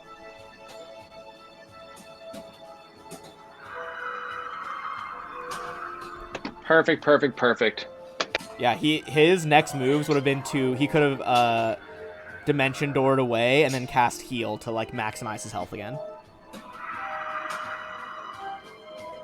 This guy is a dangerous man. Everybody's gonna get 9,600 for defeating the Scribbler. I think that puts us at the next level. I think it does. Yeah, that might be. Just That's over. perfect. because then you can get your level ups ready for next week.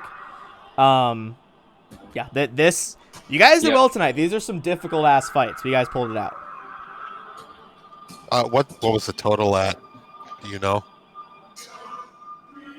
Yeah, who just added the new XP? I have it at 210,083. So literally just 83 points over. Holy cow! Jesus Christ! So it's a 210,083.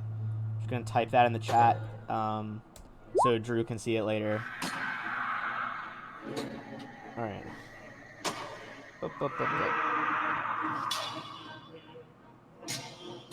All right. So let's start with the stuff you guys would just automatically know what it is because you've seen a few of their ilk before. He's got 750 gold pieces worth of diamond dust.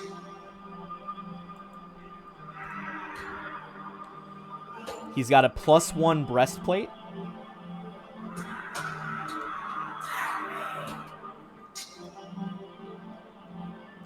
He has a give me a spellcraft check on this.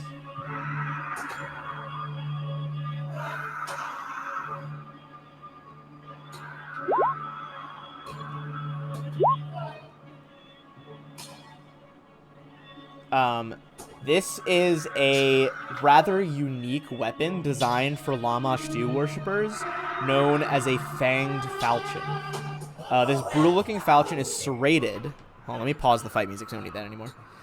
Is serrated, forming fangs for the stylized etching of a jackal's profile on the shimmering metal. These weapons are fashioned in honor of Lamashtu and are favored by her most powerful cultists, not only for battle, but for purposes of ritual sacrifice. It is a +1 unholy falchion, and the wounds caused by it are serrated and horrifically ragged. If someone crits with it, the sword briefly animates and chews its victim, as if it were a mouth. Oh, that's mean. In addition to doing the extra crit damage, when it does that, it automatically deals 2 points of con damage, no save, and you have to make a saving throw or be stunned for a round. Dang. So it's certainly an unholy instrument, but it is wild. Anybody want to worship Lamashtu? The unholy aspect gives it it would give it a +2 d6 on good enemies.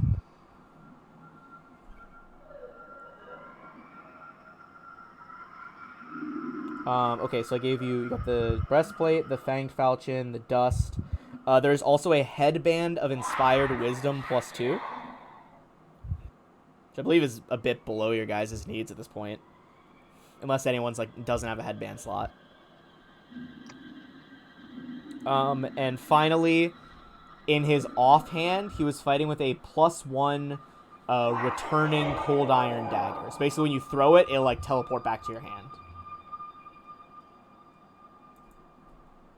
Nice. Is that all he has on him right now? Yes, that is all that the Scribbler has on him. Definitely, I don't know how to check the artist for who particularly drew the Scribbler in this book, but for sure one of my favorite art pieces in the whole book. Yeah. Just the idea of those ghostly runes floating around him, and he's obsessed with writing, is just so cool. So yeah, I like that it's Scribbler. I want to read more about him personally. I'd be curious to read more about his history because there's some very cool. He likes to read about it. It's interesting. There's some very cool lore around him. One thing I'll just tell you guys for free because I think it's very cool. Part of the reason he went so crazy, talking to himself and writing, is because at first he was an agent of Karzug, I believe. He was an agent of the Runelord of Wrath, a Loznist. Then Karzug bought his allegiance, making him a double agent, working for Karzug against a Loznist. But secretly, the whole time, his true devotion was to Lamashtu, who was feeding him instructions as a high-level cleric. But eventually that triple loyalty just broke his brain. Interesting. But that is an excellent stopping point there. We're about we literally just hit 11:30, so that's 4 hours right there. Yeah, that's perfect. All right. Good work, guys. That'll be good because then there's some cool clues here as to where you guys are going to head next. So that'll be good for once Drew comes back next week. Yeah. Any questions about that, what we've done so far before we end the session? Just while it's still fresh in everyone's minds. No. All right, cool. Nope, I'm good. All right, I'm just going to give us one last quick shout-out to Sirenscape for the viewers who might watch this later and the ones who are watching it now. Thanks, as always, to Sirenscape for the amazing atmosphere and music. You can add these sounds and more to your game when you download either the Sirenscape desktop or mobile app. The app is free and comes with 20 sound sets that are included to get you started. You don't even need to register. Go to Sirenscape.com to find out more. And with these packs that we use today, I'm going to put the credits in our Twitch chat. If you're curious about which actual sounds and music we are using today, you can click that link and see what packs we used. We used the pack for part 1 of Sins of the Saviors, which is book 5, as well as the Red Dragon attack pack that they made for Pathfinder. And with that, I'll see you guys later. Great session, guys. That was awesome. Yeah. Touch and go fights. I felt like it was at least a little more dangerous than normal for your party. We had some close calls there. I think it's the first time Turgon's been hit. Well, usually Turgon is pretty good at isolating himself with your guys' backup, so no one can get to him. But this guy, you guys always arrange yourselves very well to protect the caster, which is what you should do, really. But this time, just with the fog and his abilities, he was able to get off some quickened flanking here, and just try to take him apart. I mean, a crit there could have ended him with that falchion. We're also fighting intelligent enemies. Oh yeah, we're not. They're just a lot dumb more giants. difficult. Yeah, this one is he's crazy, but he is dangerously smart at the same time. Not to mention his wisdom. He's got 26 wisdom. Awesome, guys. We will see you next week then, and we'll get our character sheets leveled up to 13. All right. Awesome. See you all later. See you guys next week. Peace out.